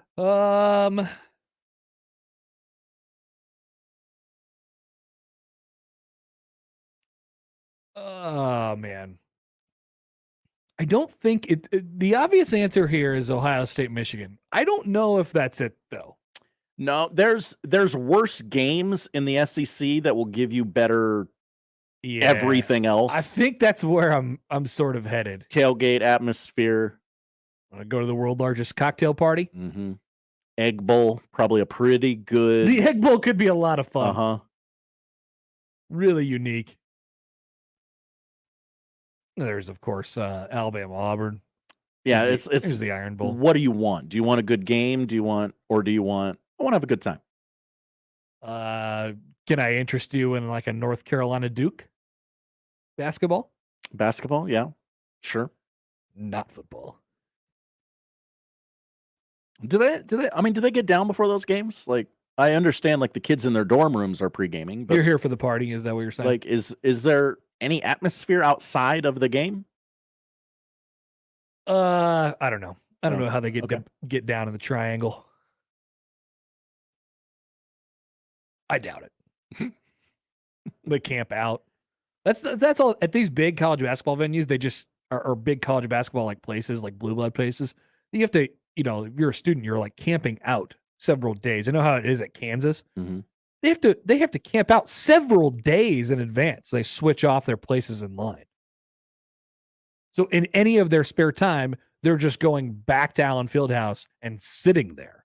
And basically that's their home for days leading up to a big game. Mm-hmm. Stupid. It's ridiculous. I agree. That's dumb. That's just in from our friend Jacob. Yeah, let's go Alabama Auburn, by the way. That's probably where I'd go as well, actually. Best blend of SEC atmosphere and on the field product. Jacob says, I'm not even sure I want to go on the show tomorrow after hearing Connor's horrendous Canes take." Padilla? Yes, Jacob Padilla. I know how everybody feels about toast, apparently. Apparently everybody loves toast around here. Give me the extra toast. Imagine saying you want more toast in a meal that already has so many good and flavorful things. Yes, I would like to fill myself up with more bread. Great call. Not. It's a horrible call. Get more stuff that tastes like something. Bread. Yeah, can you do like an extra chicken strip for a bread? I know you can get extra chicken a la carte. Yeah, I might add a strip on there. I'll trade it out for a bread. Travis says I go no slaw, extra fries every time. I don't mind that. I don't mind that. I don't mind the extra fries move. The thing is, it's like you don't know. You know what I mean? Like, what's the fry portion? Yes, it's the little section that they give you, but is it like a handful? Is it a second handful, or are they just sprinkling on top of what you already have? Like, it can get finicky sometimes with fries. John writes in, he says his top game would be Army Navy. Great suggestion. Army Navy would be a lot of fun. It would. Is it a rager though? Probably not. No. A lot of poll questions have come from this tweet bag today. Are we done? Yes, I believe so. I believe I found them all. They're coming in fast and furious, man. That's good. Maybe we need to start a hashtag or something like that. Yeah. Got to go Texas Roadhouse if you're a big bread guy, says Ravi. Oh yeah. Oh, with the buns and the cinnamon butter. Whatever that butter is, yeah. That's pretty good stuff. Do they sell that now? Guaranteed, yeah. Probably. Because you can buy all the different sauces from the restaurants. You know, there's basically a whole aisle at the store where they'll have different styles of Hidden Valley Ranch. Yeah, Hidden Valley has really expanded their product line. It's like 4 shelves and I don't know, probably a 10-foot wide area. It's all ranch. Different flavors of ranch. All right, that's a tweet bag. Thank you for participating. It was fun. We've learned a lot. And I've finally got to impart my wisdom on you guys about coleslaw being fat salad. It's true. It's not the lie. No, it is. More up next on 1620 The Zone. Live from the Host Coffee Studio, this is 1620 The Zone. Email Sharpen Betting on the Equitable Bank inbox with whatever is on your mind. The Zone inbox is brought to you by Equitable Bank. We take banking personally. You can get me at Gary at 1620thezone.com. We want to hear from you on the Equitable Bank Zone inbox. Do you know the common signs of transmission trouble? Your engine revs before falling into gear. Shifting is rough, or you're leaking reddish-brown fluid. Knowing the signs could mean repair instead of replace. That's where we come in. We're certified transmission. The job done right at the right price. Okay, team, it's summer. Your training all comes down to this. Checklist. Emma, sunscreen? Check. Alex, shades? Yep, set. Baby Zoe, diaper bag? We're just gonna call that a yes. Are you ready for Funplex? Check. Well, out to the minivan. But we can't drive.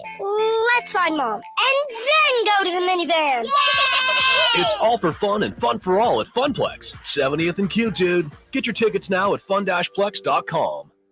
When you need a new roof, especially if you have storm damage, the last thing you want to hear from a roofing company is that it's going to be weeks or even months before they can get to it because of supply issues. This is Garen Armstrong with Shamrock Roofing and Construction. Supply issues are no issue at Shamrock. As one of the largest roofing companies in America, we stocked up early and we stocked up big. That means our warehouse has everything we need to do your job now. And because we stocked up before the supply crunch, we paid a lot less than anyone looking for roofing supplies now and can share those savings with you. No one in Omaha can install a better roof at a better price with a better warranty than Shamrock Roofing and Construction. Let our local family serve your family. Shamrock Roofing and Construction, 402-281-1780. That's 402-281-1780. Or online at shamrockroofer.com.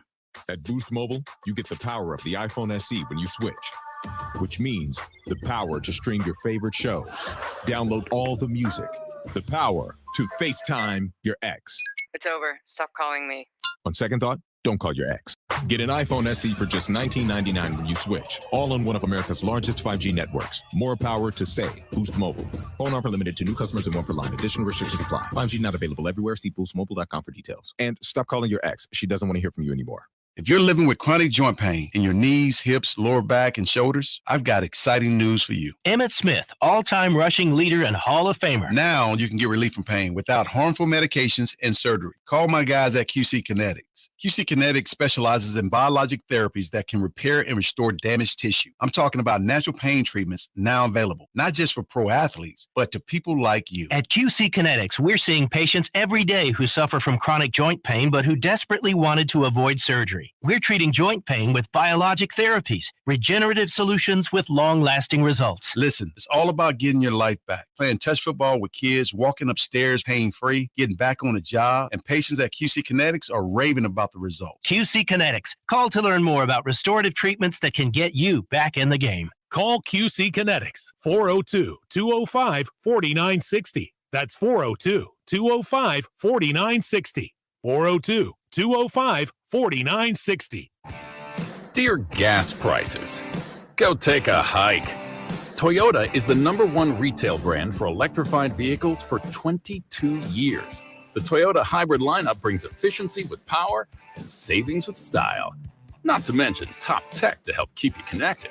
Plush premium interiors and the most advanced Toyota safety features. So, now you know who you're talking to. Toyota, the #1 retail brand for electrified vehicles for 22 years, with a hybrid or electric vehicle built for every driver. Seriously, dear gas prices? Do you really think you could stand in our way? Think again. Toyota hybrids. Find yours at toyota.com. Toyota, let's go places. Based on manufacturer estimates, CY 2000 through 2021 sales. See your independently owned Omaha Metro Toyota dealers. Village Point Toyota of Omaha, Baxter Toyota of La Vista, or Corwin Toyota of Bellevue. Let's make this baseball season a home run with Screwball Peanut Butter Whiskey, the original peanut butter whiskey. Baseball season is back, and Screwball is the perfect way to celebrate the wild and wonderful in all of us. A little salty, a little savory, and unlike anything you've tasted before. Screwball Peanut Butter Whiskey, available near you. Shop Woodhouse Place Hyundai and Nissan, 144th and Giles. KOZN, Bellevue, Omaha, Council Bluffs.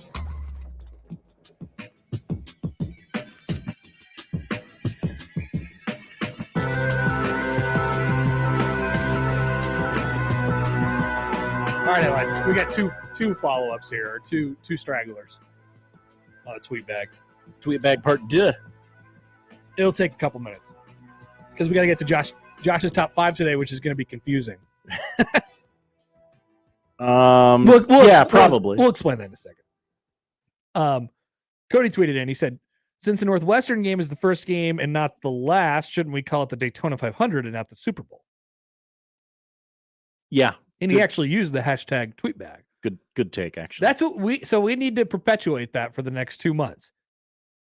This game is huge. It's like Nebraska's Daytona 500 and Northwestern's Daytona 500. We'll get to that a little bit more, by the way, in the 1 o'clock hour, and we'll have a chance to perpetuate it even more. Yes, I like that, Cody. Let's change it. This is like their Super Bowl. No, this is like their Daytona 500. Because the season, like it or not, and you might not like it afterwards, you might, it does keep going after that. And they have a game the very next week, right back here in Lincoln, back in Lincoln, against North Dakota, which is odd. I thought when they scheduled that game, they were, or when they moved the Ireland game, I thought the North Dakota game was going to be out. No, they kept it. Because that was the whole deal. That was the whole deal with last year. They had to get that bye week, so they moved the game out, and they ended up playing or they were gonna play. What happened with that? Yeah, when NFL teams play overseas, they give them they get the bye week off. Yeah. So I thought, they're playing week 0. Okay, they will probably not play week 1. They were not The Illinois game was originally supposed. No, I got it right. The Illinois game was originally supposed to be in Ireland. and they were going to have a bye week the next week. It was going to be all set up last year, 2021. But then they couldn't go over. They weren't sure about going over because of the pandemic. So they played it in Champaign, and they were like, well, we don't need a bye week anymore. Let's play Fordham. And that's what they did. And then that one guy had 50,000 tackles. Okay, and then there was a second question that we left over from the tweet bag. Which movie death gutted you the most? Easy answer. G Baby from Hardball. Worst pain I've ever experienced. You know, that's not a bad answer, actually. It was a little surprising. It was a little sad. Very, very sad. It panned over to him, and you're like, no, oh my, no. Why does he look like at first you couldn't tell that he had been shot. Mm-hmm. This is all spoiler alerts, by the way. At first you couldn't even tell that he had been shot. He looked like he was sitting there, and then they opened up his shirt or something like that, and he had little G Baby had a hole in him. Mm-hmm. He sure did. That was terrible. I love that movie. It's a really good movie. My wife's go-to answer on this is Macaulay Culkin and My Girl. I don't know what that is. Again, spoiler alert. We should probably say spoiler alert before we spoil the movie. But Macaulay Culkin dies? Yeah, in My Girl. He gets stung by a bee, but he's allergic. Oh, all right. And yours is? I'm going to go off the board. I'm going to say Bing Bong from Inside Out. Bing Bong? Bing Bong. Bing Bong. Not like the Knicks, right? No, not the Knicks thing. Okay. That died, and we were all happy to see it. Well, we'll see when Jalen Brunson signs for the max contract this summer. Maybe Bing Bong will be back. Travis texts in, I've spent years trying to get over G Baby's death. Thanks a lot, Connor. I'm sorry to remind you, G Baby's still dead. But that was horrible. That's one of the seminal movies of my childhood. And to watch G Baby die every time, it was so shocking the first time. Yeah, so I don't think I'm over it really. All right, that was the stragglers on the tweet bag, which we're happy to continue playing into the future. We'll do it next week. So save up your dumbest questions until then. Josh's top 5 next. Okay, so Josh told me his top 5 before the show. And he said top 5. Just recite this to me. I believe I said top 5 bad starts to a Hall of Fame career. Bad starts to a Hall of Fame career. This is specifically baseball. And I asked, are we grading them on how bad the start was or how good the career was? And he said, how good the Hall of Fame career was. And I said, okay, well, the top 5 is actually a stickler.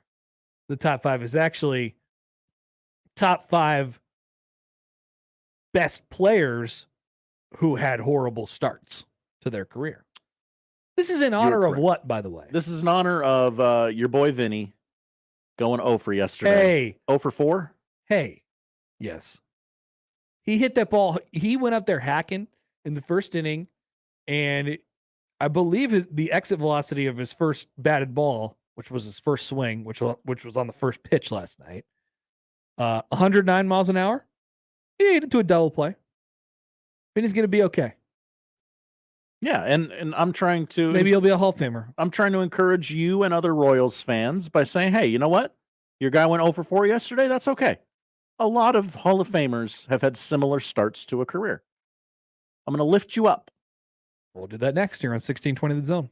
Previously on The Crossover. Josh, Google, is crack still a thing? Are people still doing crack? Well, according to the Department of Justice's website, and I'm not joking, it's going to sound like a joke, their crack cocaine fast facts section. What? Sharp and Benning in the morning. The Connor Happer Show. Unsportsmanlike conduct. 6A to 6P. 1620. The Zone. Your Omaha area forecast presented by Funplex Water Park and Rides from the KETV Newswatch 7 Weather Center on 1620 The Zone. Heating up Wednesday. We'll see plenty of sunshine throughout the day with south to southwest winds picking up in the morning, gusting 20 to 30 miles per hour through the afternoon. Highs climbing into the mid-90s. I'm meteorologist Sean Everson from KETV Newswatch 7. The Connor Happer Show returns in minutes on 1620 The Zone. Damon Bennett here for Screwball Peanut Butter Whiskey, the original peanut butter whiskey. Celebrate this baseball season with Screwball. A little sweet, a little salty, a little savory. It's unlike anything you've tasted before. It's the perfect celebration of the wild and wonderful in all of us. So to all you Screwballs out there, in honor of tomorrow's stories, let's raise a glass to you. Screwball, the original peanut butter whiskey, available near you. Enjoy responsibly. Screwball Spirits, LLC, San Diego, California. Whiskey with natural flavors, 35% alcohol by volume. Woodhouse offers confidence as your trusted auto partner. With 18 brands and 16 convenient full-service dealerships, you can easily shop the latest models, discover a pre-owned vehicle that meets your list of must-haves, or conveniently maintain your current vehicle. And our knowledgeable and local team is ready to help, providing you the solutions to get you on the road faster, whether online at woodhouse.com or in person. Experience the difference with Woodhouse, a trusted auto partner since 1975. Everyone, Josh Peterson here for my friends at Miracle Hill Golf and Tennis. It is a great time for you to get your golf game back in shape with their director of instruction, Mike Favre. Give him a call at 402-498-0220. Whether it is individual lessons, whether it is group lessons, whether you are a single handicap or have never played golf before, he can help improve the game of golf for you, and thus you will enjoy those rounds when you get out and play. They're located just north of the Dodge on 120th Street, Miracle Hill Golf and Tennis. Being in business 100 years can't be easy. Rotella's Bakery is that business. Great family-owned and operated business that understands the needs of the community. They specialize in breads and rolls made from the highest quality ingredients, ensuring that they are superior in taste. At Rotella's, with 5 great generations represented, the American success story is combined with customer satisfaction, and they don't compromise in quality. For more information about their specialty breads, you can visit rotellasbakery.com. Dirty exterior? Don't scrub it. Wet it and forget it. Wet and Forget, the easy outdoor cleaner. Wet and Forget works overtime with Mother Nature to eliminate unsightly black and green stains on the exterior of your home with no scrubbing, power washing, or bleach. Use Wet and Forget on all your outdoor surfaces, including decks, siding, roofs, and patios. Wet and Forget is available as a concentrate or extreme reach hose end. Purchase Wet and Forget in-store or online at Lowe's, Menards, Ace, or Walmart. At Boost Mobile, you get the power of the iPhone SE when you switch, which means the power to stream your favorite shows, download all the music, the power to FaceTime your ex. It's over. Stop calling me. On second thought, don't call your ex. Get an iPhone SE for just $19.99 when you switch, all on one of America's largest 5G networks. More power to save. Boost Mobile. Phone offer limited to new customers and one per line. Additional restrictions apply. 5G not available everywhere. See boostmobile.com for details. And stop calling your ex. She doesn't want to hear from you anymore. No one in Omaha can install a better roof at a better price with a better warranty than Shamrock Roofing and Construction. Let our local family serve your family. Shamrock Roofing and Construction. Call today or visit us online at shamrockroofer.com. Bellino Fireworks, a Metro tradition for more than 35 years. Bellino Fireworks has quality products for the best prices with a 100% product guarantee. More than 50 locations in the Omaha Council Bluffs area, as well as locations in Plattsmouth, Blair, and Fremont. Bellino Fireworks offers the best selection of products in the Midwest. Cakes, artillery shells, and family-friendly products for all ages. There's no need to go anywhere else. Look for their signature inflatables or Bellino flags. Visit BellinoFireworks.com for a full list of locations.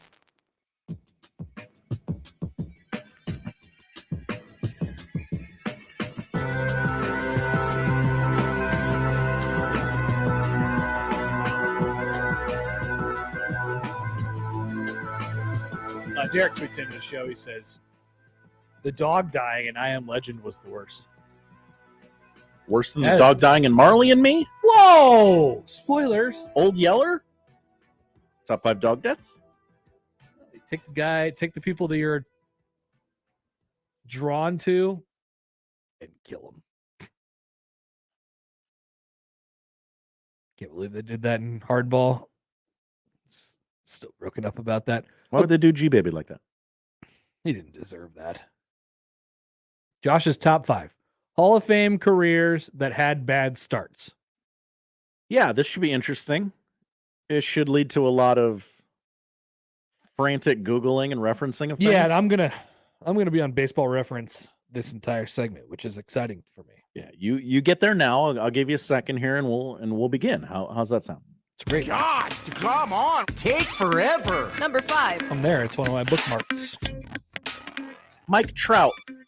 Mike Trout. Not a Hall of Famer, but definitely gonna hot be. take. I think it's trending that way. Yep.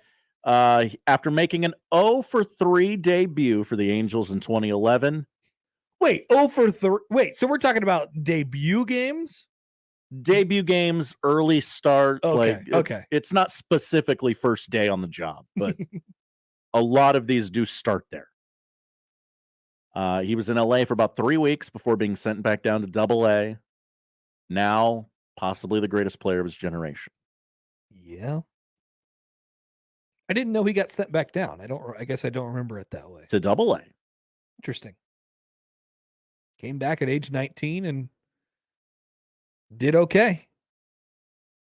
Admittedly, I got better facts and stories about the other ones. Okay, good. But the first one's Mike By the way, Trout. the next year, 2012, Trout played 139 games and won Rookie of the Year and got second in the MVP voting. And we were off and running. Worked out for him. Yeah. Number 4. Number 4 is Greg Maddux. Late season call up in 86. Here's his numbers after the 87 season. Win-loss record of 8-18, 5.59 ERA. He walked 4.1 batters per 9 innings. Oof. Where he toiled in Chicago until 1993, and he was shipped off to Atlanta, and the rest is history. Yeah, I wouldn't say toiled in Chicago. He won the Cy Young in 92 for the Cubs. Toiled in Chicago before being shipped off to a premier organization in the Atlanta Braves. So his whole thing, I believe I've heard him tell this story before, and it's very Greg Maddux, but the whole thing at the beginning of his career was, going for velocity. Trying to throw hard. Once he figured out, I don't need to do that. That's not my game. I'm just going to go ahead and spot up and see what happens. Rely on some late breaks, some movement, and pinpoint accuracy and location. Yeah, I think that turned out well for him. I made that point during the World Series. What you see now is there's a whole bunch of sinker ballers in college baseball. Like Friday night guys that are sinker ballers. They're throwing probably 92, and they're relying on that late break down and into right-hand batters. So if those guys get up there in the College World Series and they're feeling the nerves a little bit, they're throwing too hard. It doesn't work out for them. Because then they lose that late break on the sinker. And that happened a couple times during the World Series. Let off the gas a little bit. Let the ball do the work. Trust your stuff. Greg Maddux certainly was. He did that to a high extent. Somebody just hit one off the catwalk here in Tampa. Live ball. Like the outer ring. So they have those specific rules in Tampa. Yeah. Where depending on which ring you hit, it's a home run or a double or it's not, or it's an out potentially. Uh-huh. Yeah, he must have hit the far one because they're calling it a home run. Oh yeah, that would have went out. Yeah. All right, number 3. 3. Combination of 3 and 5. Number 3. Derek Jeter. Number 2. Is number 3 on this list. Oh. Have some respect. Have some R2 peck. He debuted on my 10th birthday, May 29th, 1995. Aw. He went 0 for 5. Get this Jeter guy out of here. He's a bum. He owns the second worst WAR of any Yankee debut ever. It was like minus 2.75 or something like that. In one game or in 1 year? I'm going to. You can't have minus 2 wins in one game. In one game, yeah. So yeah, that had to be after his first season. So or something. he played 15 games in his debut season in 1995. It took him a minute to get to the major leagues. He reached the major leagues at age 21. And this is the guy who came out of high school. So, I don't know. It took him 3 years to get there. He got a hit his next day, was sent down, and was asked, hey, does that bother you? And he's like, yeah, I'll be back. He was back. He won the Rookie of the Year in 1996. Won a World Series. And gets a 7-part documentary. So they didn't win in 96, did they? His rookie year they won, didn't they? So yeah, they won in 96, didn't in 97. Because that was a Marlins year.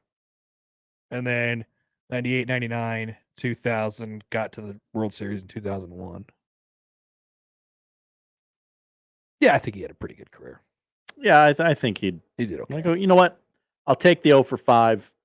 I'll be back. I'll right the ship. Yep. Here comes 2. Number 2. Willie Mays, one of the best of all time, started his career 0 for 5. He did reach on an error in the 8th, but it's still an 0 for. So are you saying that Vinny Pasquantino is going to be basically Willie Mays, Derek Jeter, Mike Trout, Greg Maddux? I'm saying it's possible. I'm saying don't write this guy off yet. The Italian breakfast sausage nightmare. That's right. Not only did Willie Mays have a bad start, but he did not snap out of it right away either. He went on to start 1 for 26 in his first 7 games, and then went on to win an NL Rookie of the Year. Yep, he did okay for himself. Yeah. Long career after he started in the Negro Leagues and then played a couple of years, won Rookie of the Year, then missed a year military service, and then did okay after that. Made a good catch somewhere along the way. Yeah, I guess you're right. He did. Which leads us to the best baseball player who started off poorly. Barry Bonds? Make it so, number 1. Did he start off poorly? I don't know. Number 1. It's Hank Aaron. Another 0 for 5 debut. The greatest home run hitter of all time. Yes, I said it. Got a couple base knocks the next day. What disrespect for Barry Bonds? Yeah, I will disrespect Barry Bonds. Yeah, he disrespected himself. Yeah, not my home run king. Henry did okay for himself as well. I always like to look at, my eyes on the baseball reference page go straight to like the award section on the far right-hand side. Uh-huh. So when your entire award section has something for it every year of your career, except for your last one, it includes All-Star games, MVP voting, Gold Gloves, things like that. Mm-hmm. When in Rookie of the Years, if your awards column has something filled in there every year except for your last, which is your 23rd year in Major League Baseball, yeah, you're going to be one of the best of all time. Yeah. Not the first day, though. He was 0 for 5. He was an all-star in every year of his career except for his first and his last. Mm-hmm. Only one MVP, though. A travesty. A travesty. Thank you, Josh. Why do we even hand out that award? I'm excited for Vinny Pasquantino to be just like Hank Aaron. Yeah. I mean, he's got a lot of work to do because I think Vinny's like 29 years old, but it's written in the stars, Connor. It's going to happen. Some people are just late bloomers.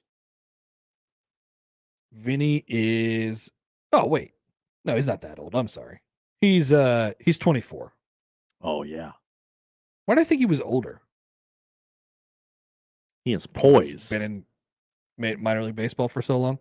In 7 minutes, game 2 starts for Vinny. That's right. We're excited. Is he in the lineup today? Yes, he is. He's playing first base today. Oh, he's playing the field today? Yep. He's just a DH yesterday, right? Yep. That's where he's really going to shine. The young Royals core is starting to come into shape. Who's pitching tonight? Who's pitching tonight? I think it is Greinke today. Yes, it is Wednesday. Well, we looked that up earlier with the Facebook story about Zach Greinke. I don't like that shaming guy. children. That's a no-no. All right. Coming back. So Scott Docterman, we've talked about Scott quite a bit of things that he's written about the Big Ten and their conference sort of not realignment, but future scheduling. He's also the Iowa beat writer. He had an interesting fan survey that he has now collected the results on. A couple things that I want to pull out of there, including what Iowa fans think of Nebraska. Not just do you like me? I don't think the answer would be yes on that. And a couple questions that I have based off it. We'll do that next year on 1620 The Zone. The Connor Happer Show. Who's pitching tonight? You Darvish, having a great year. The Connor Happer Show. I know about that guy. On 1620 The Zone. What a mess. The best way to catch all the action is on 1620 The Zone. And no line for the bathroom. With kids and work and everything you have going on, sometimes you're too busy to keep track of your checking account balance. We get it. That's why Metro Credit Union gives you peace of mind knowing there are no fees for overdrawing your checking account by up to $50. Plus, we don't charge NSF return fees. Whether you're looking for simple free checking or one with all the bells and whistles, we've got you covered. Set up a checking account today at metrofcu.org. Metro Credit Union, your local advantage. Federally insured by the NCUA. At Wall to Wall Wine and Spirits, with 2 locations in Greater Omaha, you'll find the Metro's largest selection of wines, beers, and more, from wall to wall. Enjoy premium samples every day and talk with experts who can help you find your favorites or maybe try something new. There's even a temperature-controlled walk-in wine room and humidor. Don't forget to join the Wall to Wall Rewards program at walltowallwine.com. Wall to Wall Wine and Spirits at 132nd and West Center Road and Shadow Lake Town Center in Papillion. Drink responsibly. At the American Lung Association, we're fighting for a day when we can all breathe easier. We're fighting for clear skies over every city and healthy lungs throughout the country. We're fighting to free millions of Americans from the addictive grip of tobacco and the devastating effects of lung disease. The American Lung Association isn't just fighting for air, we're fighting for all the things that make it worth breathing, and we can use your help. See what you can do at fightingforair.org. I always wanted to learn Spanish, but I never thought I'd have the time. Then I discovered Babbel. Babbel's lessons are fun. They only take like 10 or 15 minutes, and in 3 weeks, presto, you're speaking another language. Like magic. I love that Babbel's lessons aren't just robots talking.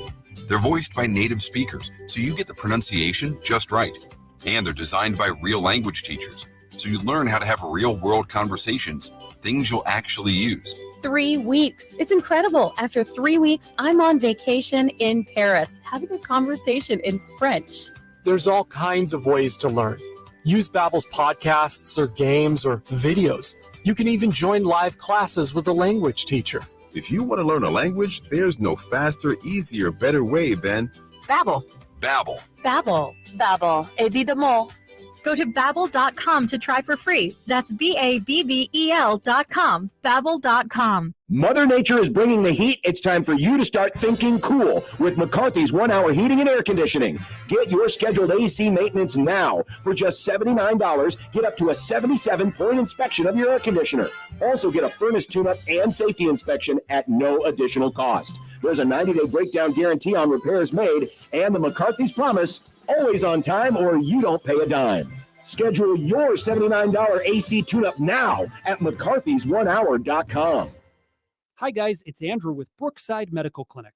Is erectile dysfunction damaging your relationship? Are you sick of the pill and all the side effects? Well, welcome to the future. We have a major medical breakthrough.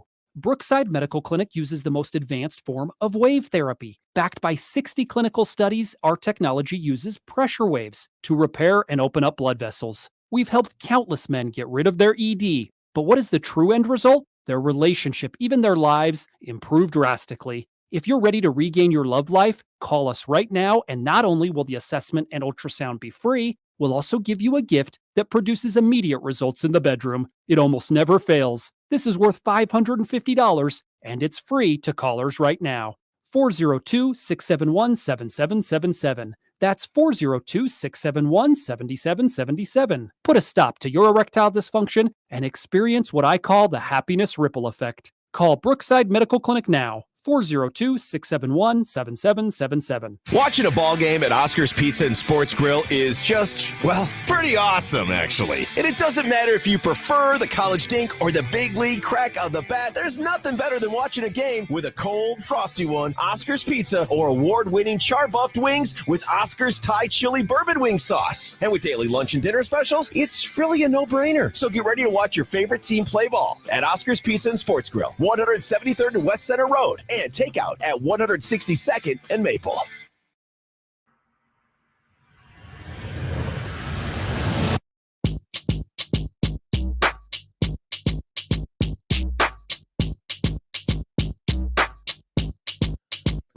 Connor Happer, Josh Hodson back with you in the Connor Happer Show, 1620 The Zone, and streaming live at 1620thezone.com.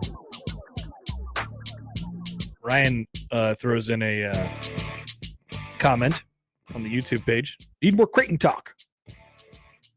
This is Omaha. This is Omaha. Must have missed yesterday when we went over those futures. Yeah, I was like, I was throwing together a parlay with Creighton and Ohio State to both win national championships. I don't hate that. Tough to dive full into the basketball scene in June. We'll get there. Don't worry. Tough to find. I mean, we were talking about how many people are excited about Nebraska football this year, or just excitement level. You're not going to find anybody in Omaha that's a Creighton fan that is not excited about the potential of this team this year. Yeah, they're going to be good.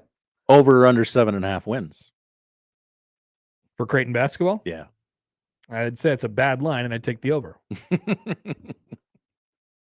All right, bold predictions here on the Connor Happer Show. Scott Docterman's Iowa fan survey. Now, it's a small section of the Iowa fan base. He said he interviewed or I guess surveyed about 1,400 respondents over the past 5 days or so here. There's a couple things that I'd like to pull out and present to you guys. First, let's go with the goofy stuff, and then I have a question afterwards. The question was asked, which team is Iowa's biggest rival? Respondents were given 5 options. Those 5 options were Wisconsin, Iowa State, Minnesota, Nebraska, other. Iowa fans responded and said, got to be Iowa State, right? Wisconsin. Okay. With 45% of the vote. Oh. Iowa State at 32% of the vote. Minnesota at 15% of the vote. Nebraska at just a little over or just under 8% of the vote. 8% of Iowa fans think that Nebraska is their biggest rival. Okay, semantics. There was a second question regarding, there was sort of a third question too about who you're playing and who you're playing the most and who do you dislike. Who do you dislike the most? They were given the same 5 options. Wisconsin, Iowa State, Minnesota, Nebraska, other. 56% of Iowa fans said Nebraska. Yeah, there it is, yeah. I wonder if you did this with Nebraska fans and how many would be willing to admit. I think you'd be lying to yourself if you would say that it's not at least that high for Nebraska toward Iowa at this point. That's the team I want to beat every year. If I'm in Nebraska, I don't know. That's the team I want to beat every year. That's the team I'm going to measure myself up against now. I know you've had comments by athletic directors who've said, we're not going to measure ourselves again. Well, program's in a different place now. You got to beat Iowa. They're right next to you. It's a fan rivalry too. Nebraska fans living in Iowa fans living in Nebraska. It makes a lot of sense to me 56% of Iowa fans say they dislike Nebraska the most out of anybody they routinely play. What 4 options would you go with for these questions? Okay. For Nebraska. Biggest rival. Iowa's on the list. I would lay it out this way. Okay. It wouldn't even be fair though. Iowa, Wisconsin, Minnesota. You could do that and then like any old Big 12 rival, or you could just put Oklahoma. Now, you're going to get skewed this year because you have familiarity with them. I think if you do the poll question 2 years ago and you put Colorado on there, it changes a little bit. But you could maybe put both Oklahoma and Colorado on there. I think honestly, Iowa hasn't, their schedule's basically been the same with the exception of adding Nebraska in over the last decade, but it's been a long time going. My guess would be for Nebraska fans, if you're asking that question, there'd be like generational gaps in responses. Ooh, yeah, okay. People my age, I'm 30, I still feel something for Colorado. Hate them. And when that rivalry came to be Black Friday, it was like, yeah, but this is never going to be Oklahoma. I feel it more for Colorado because of my age than I feel for Oklahoma. Although I obviously understand the Oklahoma thing. And the Iowa thing is real. If I was voting on who I dislike the most as a Nebraska fan, I take the Nebraska fan part of myself, I would vote Iowa at the moment. Should I take Minnesota out and put who would you replace them with? Oklahoma, Texas, Colorado. It's a funny poll question because like you're asking me to pick one? Are you serious? I'm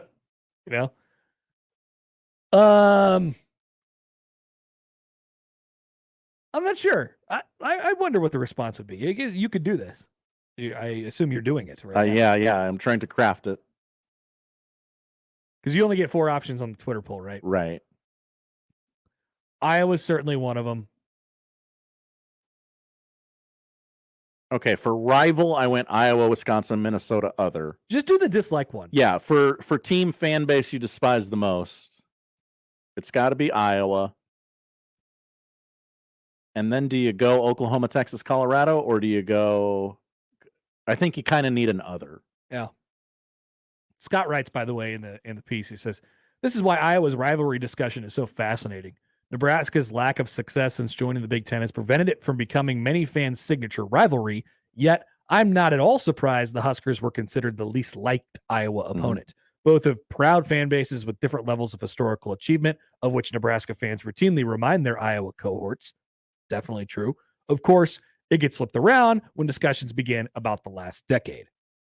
He says, I thought Iowa State would score higher because of the most fan interactions in the state take place between the Hawkeyes and the Cyclones. Perhaps if this survey was taken around Labor Day, the Huskers and the Cyclones would run neck and neck. Timing is a huge part of any of these. Yeah, for sure. That's why the Oklahoma thing in here this year is kind of weird. We don't have any recent history with Oklahoma, but you play them this year and last year. There's a little Nebraska-Missouri vibe to the Nebraska-Iowa rivalry. Like when Nebraska was beating Missouri year after year after year, Missouri was like, all right, this is our rivalry game with Nebraska. And Nebraska was like, I'm sorry, you guys don't matter enough for us to be the rival. Like, sorry.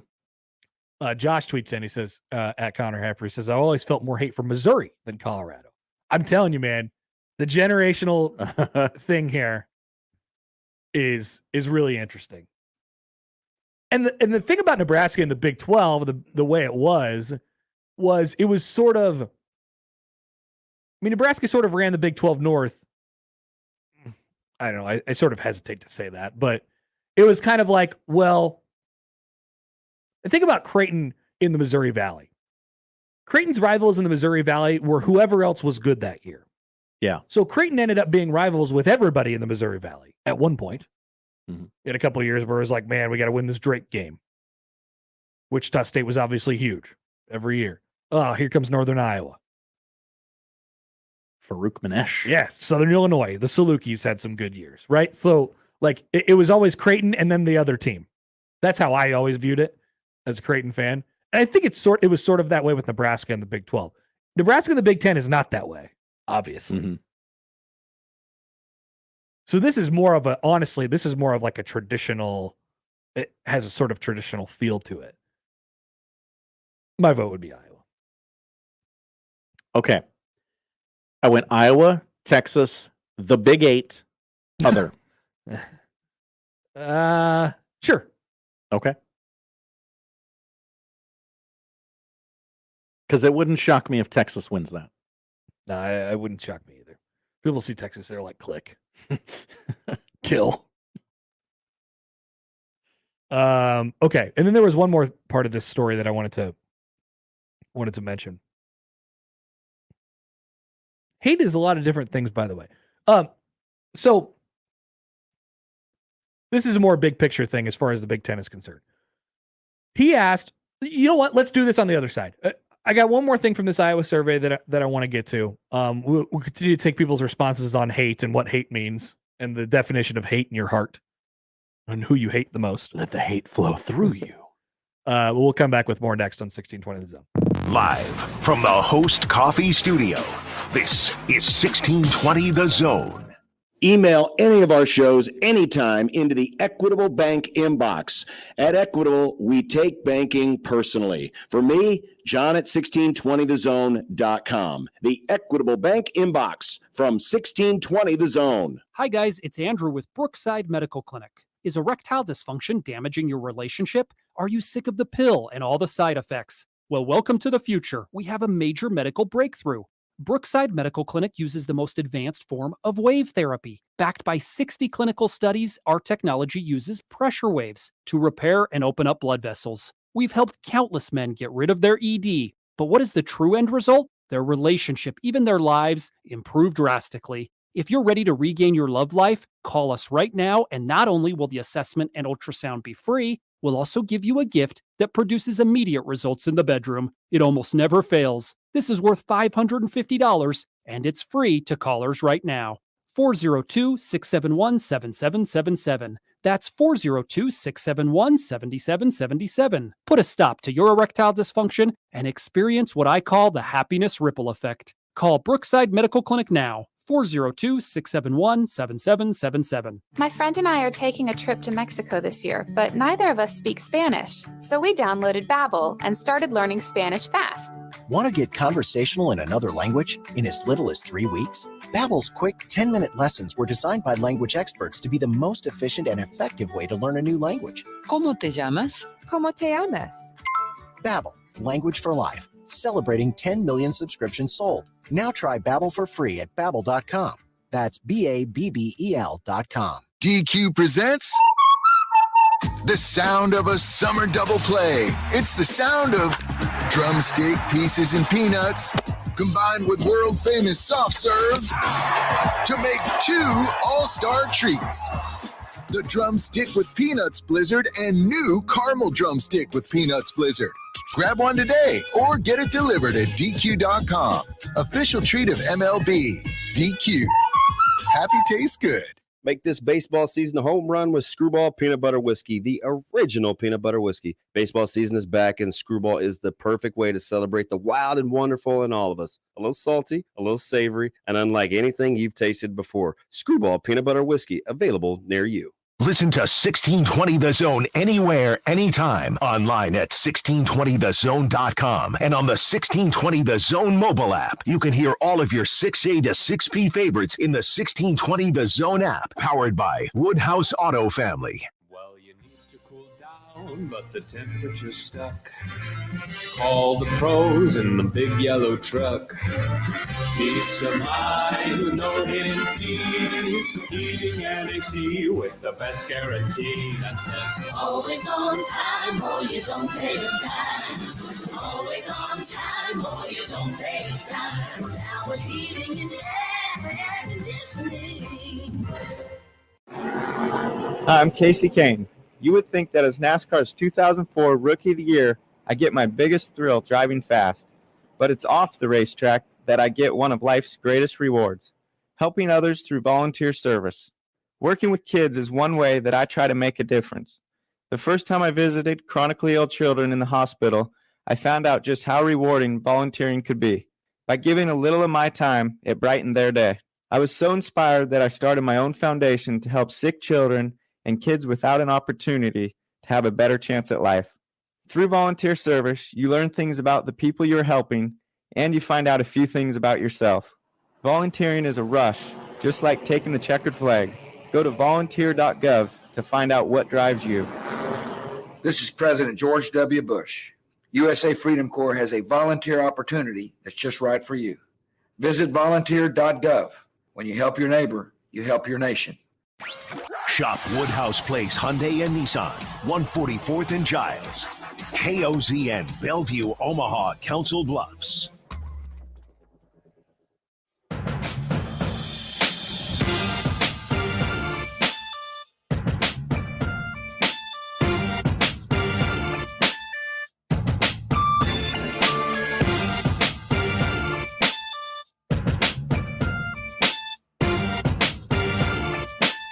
All right, we get the poll questions up, mimicking what Scott Docterman did. Thanks, Scott. Thanks, Scott. Love the content, especially this time of year. Love Scott on at some point. We're going to talk Big Ten media rights. Hey, look, there's Vinny. Here we go. This is it. He went 0 for 4, and now he's on his way to a Hall of Fame start. He's got runners on second and third with 2 outs. Bottom 1. This is it right here. This is it. A little low. Good eye. Good eye. He was very he was hacking on first pitches yesterday. He's like, you know what? I'm not gonna stand up here forever. I got some jitters. I'm gonna swing the bat. And he ran it into a double play and didn't hit much hard else after that. Okay. So while I try and get through Vinny Pasquantino's at bat here, one more question that was sort of thought-provoking for me off of Scott Docterman's survey, Iowa fan survey. He asked, which of the following most aligns with your realistic expectation for the Iowa football program? I don't think the answer is surprising. It's not that I want to talk about. The options were reach a playoff every few seasons, win the Big Ten every few years, contend for the West every year, and qualify for a bowl game every year. So he asked Iowa fans which most closely aligns with how you feel about Iowa football. The obvious runaway answer was contend for the West every year. That's how I would answer it too. That's how I'd answer it if I was a Nebraska fan. Same. That's exactly what you'd like to do every year. I want to contend for the West every year. Be in the running to win your division. So,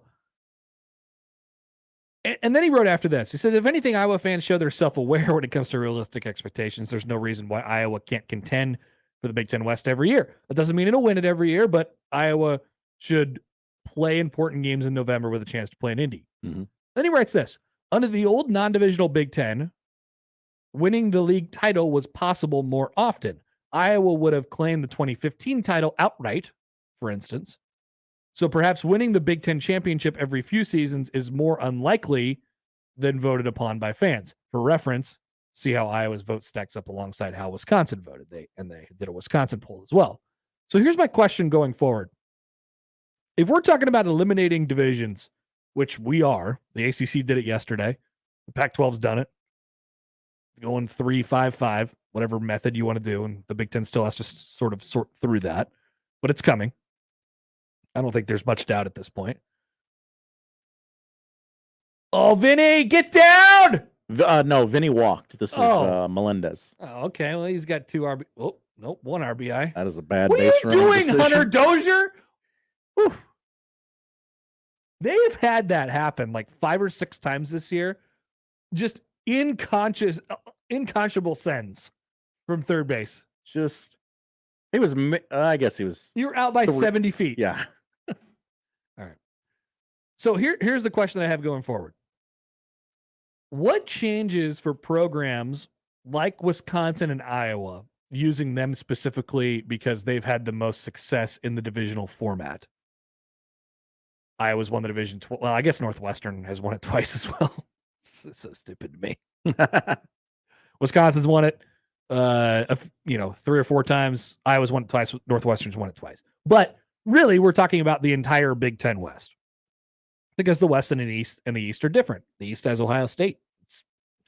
If you're in the East and you're not named Ohio State or Penn State, I guess, Michigan, you're not really expected, or your expectation before the year is not, we want to win the East and go to the title game. We have Ohio State standing there in our way. We know that that's probably not going to happen. So let's focus on ourselves. Let's win as many games as we possibly can, and let's be better. Let's be as good as we can be outside of the view of the conference. Let's go to let's get to 8 wins. Let's go to a bowl game. Let's go to Florida in January, right? So what changes for programs like those and the programs like the West from the West when we don't have divisions? How do we measure success?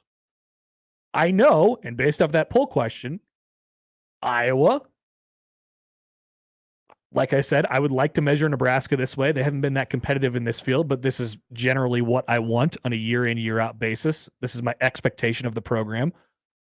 I want Nebraska to be involved in the Big Ten West run every year. This is now changing. In order to be viable at the top of the conference, aka make the conference title game, you have to be one of the top 2 teams in the conference. Now,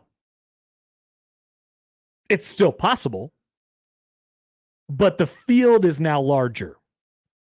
You are now comparing yourself directly to Ohio State, Michigan, Penn State, Michigan State, along with, if you're Nebraska, Iowa, Wisconsin, Minnesota. You're going up against all those teams if you want to be the first or the second best team in the conference. Before, in the divisional format, that's split in half. You only have to be, not only, but you're comparing yourself to Iowa, Wisconsin, Minnesota, Purdue, Illinois, Northwestern. The field gets larger. So how do the programs like that define success when you're not winning a division, but you're still having a successful season? You're not winning a division because there is not a division. There's no division to win. And you're probably not going to the Big Ten title game either, because you're not going to be one of the top 2 teams in the league. Could it happen? Sure, of course. But if Michigan, Penn State, Ohio State all hold up their end of the bargain, they're the teams that are going to be fighting for it, at least how it stands right now. Don't count out Wisconsin. Don't count out Iowa. Like I said, every few years. But there's a difference in being competitive for the West every year and being in the title game and being competitive for the conference every year. And when you eliminate the divisions, the only mark of reference in the conference is how competitive are you on the grand scale with all 14, not with just your 7 in your own division. So how do those programs measure themselves? Is it literally by the wins, or is it by beating the teams that are in your quote unquote pod? We went 3-0 in our pod this year. Iowa can say, or Nebraska can say, we went 3-0 against Iowa, Wisconsin, and Minnesota this year. Boom. That feels good for us. That's a success. Obviously, you have to be successful outside of it. But if you're winning all 3 of those games, then chances are you're going to have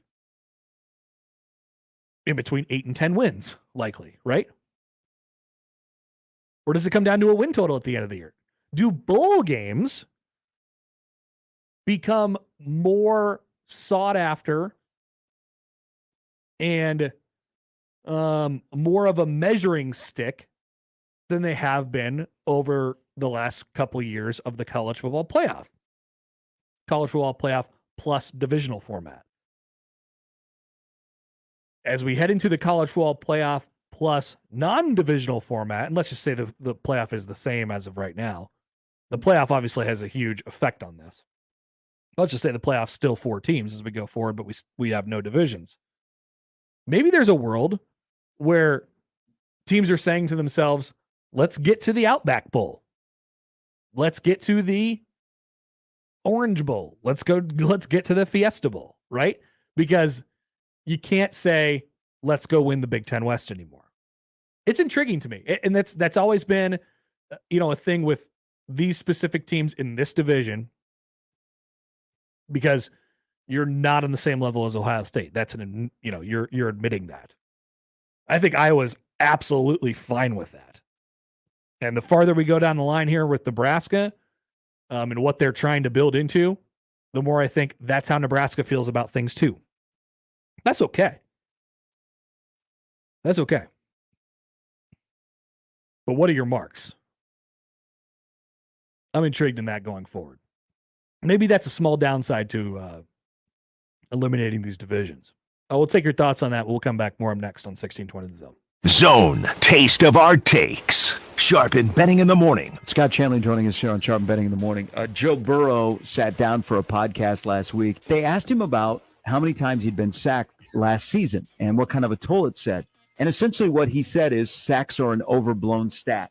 As a defensive guy, when you hear a quarterback say that, your response is? He's a liar. I don't believe him one bit. For more, tune in every day to 1620 AM or go to 1620thezone.com. Your Omaha area forecast presented by Funplex Water Park and Rides from the KETV Newswatch 7 Weather Center on 1620 The Zone. Heating up Wednesday. We'll see plenty of sunshine throughout the day with south and southwest winds picking up in the morning, gusting 20 to 30 miles per hour through the afternoon. Highs climbing into the mid-90s. I'm meteorologist Sean Everson from KETV Newswatch 7. More with Connor and Josh after this. We're going to have an extensive professional relationship, my man. On 1620 The Zone. 1620 The Zone. Live and local, broadcasting 6A to 6P in the Host Coffee Zone studio. Host Coffee, offering office break room refreshment services to Omaha and Lincoln metro area businesses. Discover a better break room solution for your office at sales@hostcoffee.net. Hi, everybody. Gary Sharp. If you've been in Nebraska for a while and you love going to sporting events and you're getting your hands on the best tickets, there's a good chance you bought them from Ticket Express. Well, I'm here to tell you that Ticket Express has a new name. It's Tickets for Less. So if you've loved the quality customer service and the community feel that Ticket Express has brought us over the past 3 decades, have no fear. Tickets for Less is going to be here with the same energy and the same selection. Ticketsforless.com. Always the best seats at the best prices to your favorite sporting events. And if you ever need anything, just give them a call. 402-398-1999 and tell them Gary sent you. Dear gas prices, go take a hike. Toyota is the #1 retail brand for electrified vehicles for 22 years. The Toyota hybrid lineup brings efficiency with power and savings with style. Not to mention top tech to help keep you connected. Plush premium interiors and the most advanced Toyota safety features. So, now you know who you're talking to. Toyota, the #1 retail brand for electrified vehicles for 22 years, with a hybrid or electric vehicle built for every driver. Seriously, dear gas prices? Do you really think you could stand in our way? Think again. Toyota hybrids. Find yours at toyota.com. Toyota, let's go places.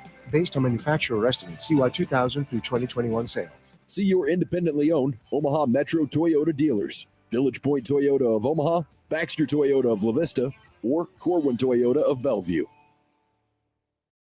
At Wall to Wall Wine and Spirits, with 2 locations in Greater Omaha, you'll find the Metro's largest selection of wines, beers, and more, from wall to wall. Enjoy premium samples every day and talk with experts who can help you find your favorites or maybe try something new. There's even a temperature-controlled walk-in wine room and humidor. Don't forget to join the Wall-to-Wall Rewards program at wall-to-wallwine.com. Wall-to-Wall Wine and Spirits at 132nd and West Center Road and Shadow Lake Town Center in Papillion. Drink responsibly.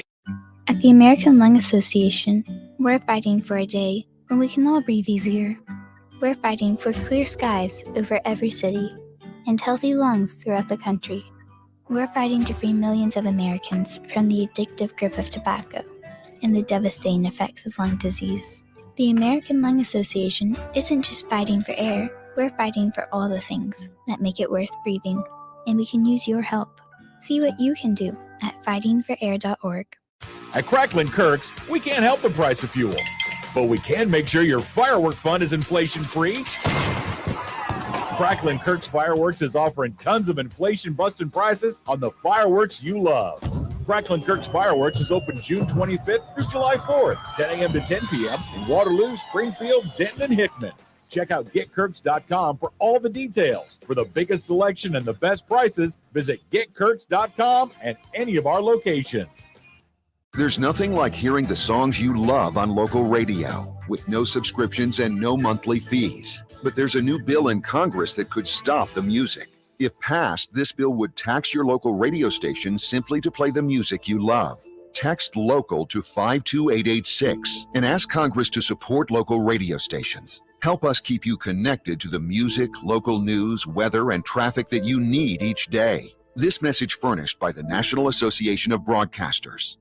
Did you know that radon is the #1 cause of lung cancer for non-smokers and that our region has some of the highest levels in the country? Radon Defense Midwest can test and fix your home. Visit radonradio.com for an exclusive offer for 1620 The Zone listeners. That's radonradio.com. Equitable Bank.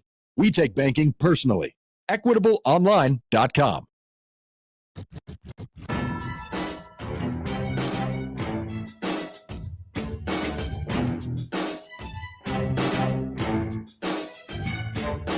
All right, a couple tweets and emails here based on that last segment.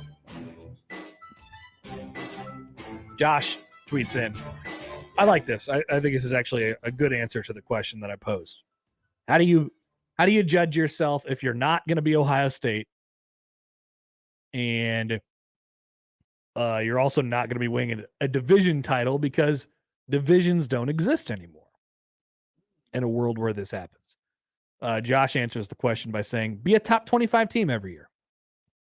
It translates to competing for your division. It does get my mind really rolling, though.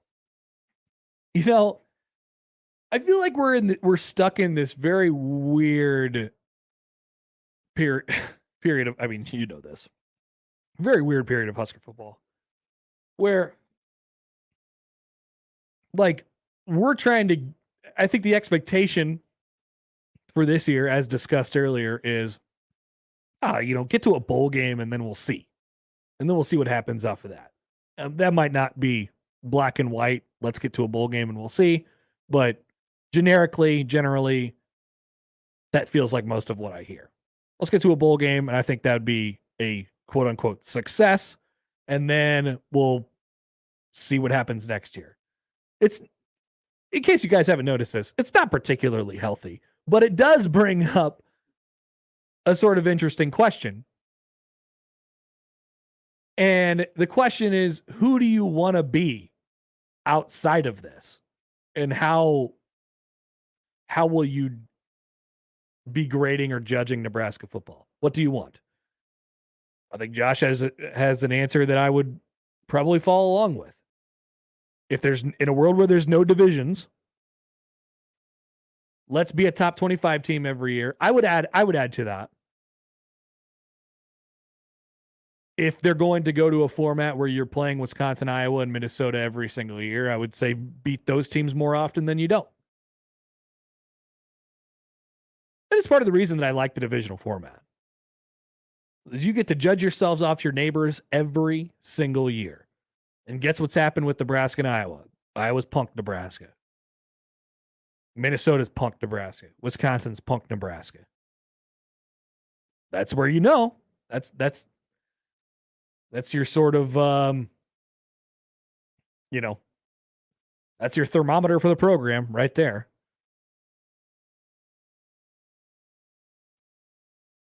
Be a top 25 team translates to competing for your division. I actually like that. If you're that consistently, you're going to be in the range of 8, 9, and 10 wins. Basically, my answer to the question is, what do you want to be? I would like Nebraska to be basically what they were from 2009 to 2014. I would love them to be more, obviously. And I think if you're that team for a while and you put it all together once, you can have an Iowa season where, oh my God, we're undefeated and we're in the conference title game. This is amazing. we're one step away or potentially 0 steps away from the College World Playoff, depending on what the playoff looks like going forward. Yeah, I think that's the right answer. But that's outside of this year, because I don't have any sort of dreams that Nebraska is going to be, winning 10. That's just not where I'm at with this group. Hater. Chris emailed in on the who do you hate thing earlier on the Equitable Bank inbox. He said it may just be me, but I still have a strong disdain for K-State. I'm telling you, you spread around that Big 12 North. Maybe because I'm 40 and they promoted the silly Decade of Dominance DVD, which spanned mainly across Nebraska's run in the 90s. Maybe because the fans in my age range are complete jerks. Thank you for censoring yourself. And the reason is probably because I live in Kansas. Oh, okay, that makes sense. I'm telling you, it kind of spreads around a little bit on who do you hate. Who do you hate? The Scott Docterman poll questions or surveys. Josh is running poll questions right now. You can vote on them at Happer Show. Yeah, poll questions are our thing, Scott. Surveys, the more clinical definition of what we're going for here. He asked, which is Iowa's biggest rival? Nebraska, not close. He asked, which team do you hate the most if you're an Iowa fan? Nebraska was the runaway. Interesting distinction. All right, we'll come back. We will round out those poll questions. We'll get you some answers. How you thinking? How we feeling? And we'll tell you what to watch tonight as we round things out on a Wednesday on the Connor Hamper Show on 1620 The Zone. Big names, big games. We've got them all. 1620 The Zone. Being in business 100 years can't be easy. Rotella's Bakery is that business. Great family-owned and operated business that understands the needs of the community. They specialize in breads and rolls made from the highest quality ingredients, ensuring that they are superior in taste. At Rotella's, with 5 great generations represented, the American success story is combined with customer satisfaction, and they don't compromise in quality. For more information about their specialty breads, you can visit rotellasbakery.com.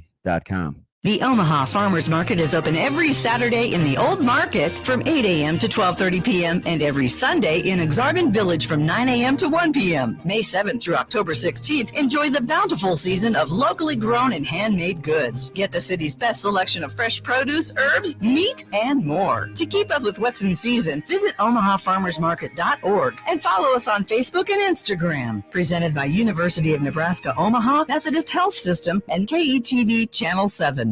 Hi guys, it's Andrew with Brookside Medical Clinic. Is erectile dysfunction damaging your relationship? Are you sick of the pill and all the side effects? Well, welcome to the future. We have a major medical breakthrough.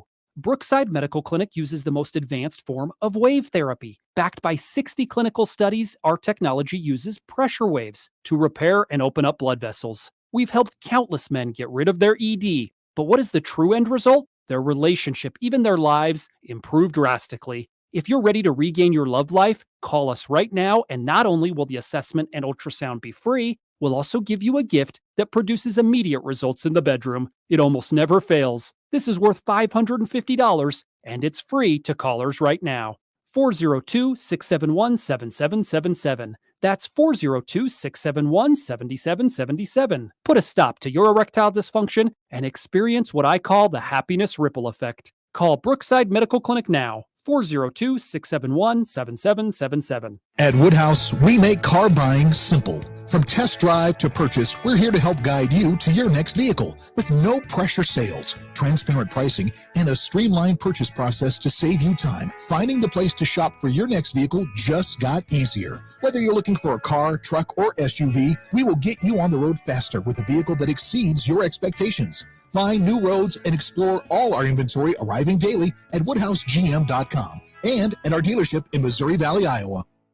Dirty exterior? Don't scrub it. Wet it and forget it. Wet and forget. The easy outdoor cleaner. Wet and Forget works overtime with Mother Nature to eliminate unsightly black and green stains on the exterior of your home with no scrubbing, power washing, or bleach. Use Wet and Forget on all your outdoor surfaces, including decks, siding, roofs, and patios. Wet and Forget is available as a concentrate or extreme reach hose end. Purchase Wet and Forget in-store or online at Lowe's, Menards, Ace, or Walmart.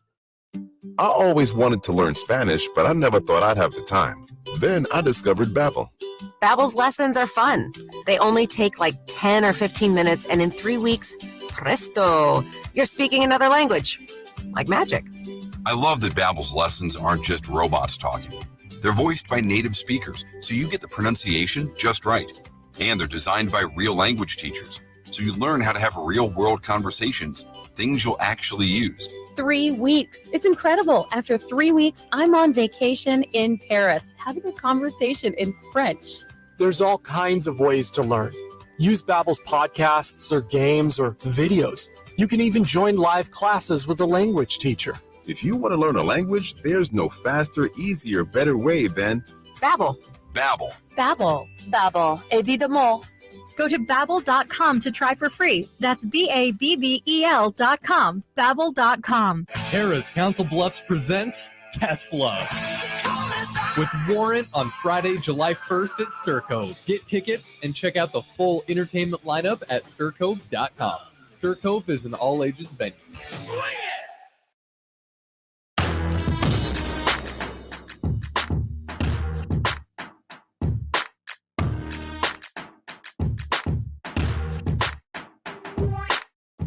It's hot out there today. David emails into the show in the Echo Bank inbox. Says, in honor of Bucket Hat Day, pulled out a bucket hat to mow this afternoon. It's spreading already. It's hot. It spreads. Poll questions. Is anyone's crush Helen Hunt? Nope. Forgot about that. 76% no. Have you fallen out of bed as an adult? No. No, I have not. 59% say no. So 41% say yes. Baseball players goofing off during the game? Pro or anti? Pro. 90.6% say pro. All right, we're pro goofing off. I like it. Good. Bodes well for this show. It does. Are you calling the police if someone brings their own cart into the grocery store? Not immediately, but it's a red flag. So I'll vote no. 85% agree. They say no. Is baseball a vibes sport? That's a real quote from me. Sure. Yeah, I said it. 53% say no. Ooh, close. It might be our closest one of the day. This is my favorite one personally. Have you gotten to the best of your steppin' today? Josh, you didn't write that right, but that's okay. Yeah, I forgot a word in there. Yes. Or no. My answer would be no. But I voted yes already. 67.6%. No. Do you like toast at Raising Cane's? No. 82% say yes. Wow. Is coleslaw just fat salad? Yes. 63% say yes. Who's Nebraska's biggest rival? We have a lot of these. Who's Nebraska's biggest rival? Iowa. 69% say Iowa. Nice. Who do you hate the most? Which team/fan base do you despise the most? Iowa, Texas, the Big Eight, other. I'm voting Iowa again. Yeah, I thought that was going to be basically like catnip. You put Texas out there. 55% say Texas. 39% say Iowa. And those are the poll questions. Good Science. Good Science. polls. Josh, what are we watching tonight? Tonight we're going to watch Reds at Cubs, 7 p.m. ESPN Plus. We are? No, I'm probably not going to watch that. I believe the Astros and Mets are on MLB Network right now. If you're a cable guy, Royals are on right now. True. Not much tonight for baseball on TV. Eli Roth, A Ghost Ruined My Life, 7 o'clock on Travel Channel tonight. Eli Roth, director of many horror movies, presents true stories of hauntings that have shattered the lives of people who have experienced them. Equal parts terrifying and evocative, Roth exposes the real-life horror of paranormal survivors dragged to hell and back. Jeez. How many ghost shows can we do? There's a lot. They're all fake. Paramount Plus has All-Star Shore. Let me know if you're in on this, Connor. Is this Jersey Shore All-Star game? No. Oh. Well, kind of. The stars of Jersey Shore, Love is Blind, RuPaul's Drag Race, and Bachelor in Paradise vacation together in the Canary Islands. What the hell? Probably out on that one. Yeah. Personally. Yeah, I am actually, yes. And then we'll leave you with a movie recommendation tonight. Turner Classic Movies, 9 o'clock tonight. Spaceballs. Oh. Some geniuses call it the second best Mel Brooks movie ever made. His 96th birthday was yesterday. Celebrate with the Star Wars parody from 1987 today. This is assuming I don't go to the movies tonight. Yeah, you were thinking about catching Maverick. Could. I would say Maverick's probably better than Spaceballs, but no wrong choice between the two. I might do neither of them. Who knows? Maybe watch Predator. Might not watch Predator either. Who knows? All right, that's what to watch tonight. Thank you, Josh. Thank you. That is the show today. It was a fun one. It A was. guest list show. Who Didn't needs need them? Who needs them? We'll be back tomorrow. Crossovers next.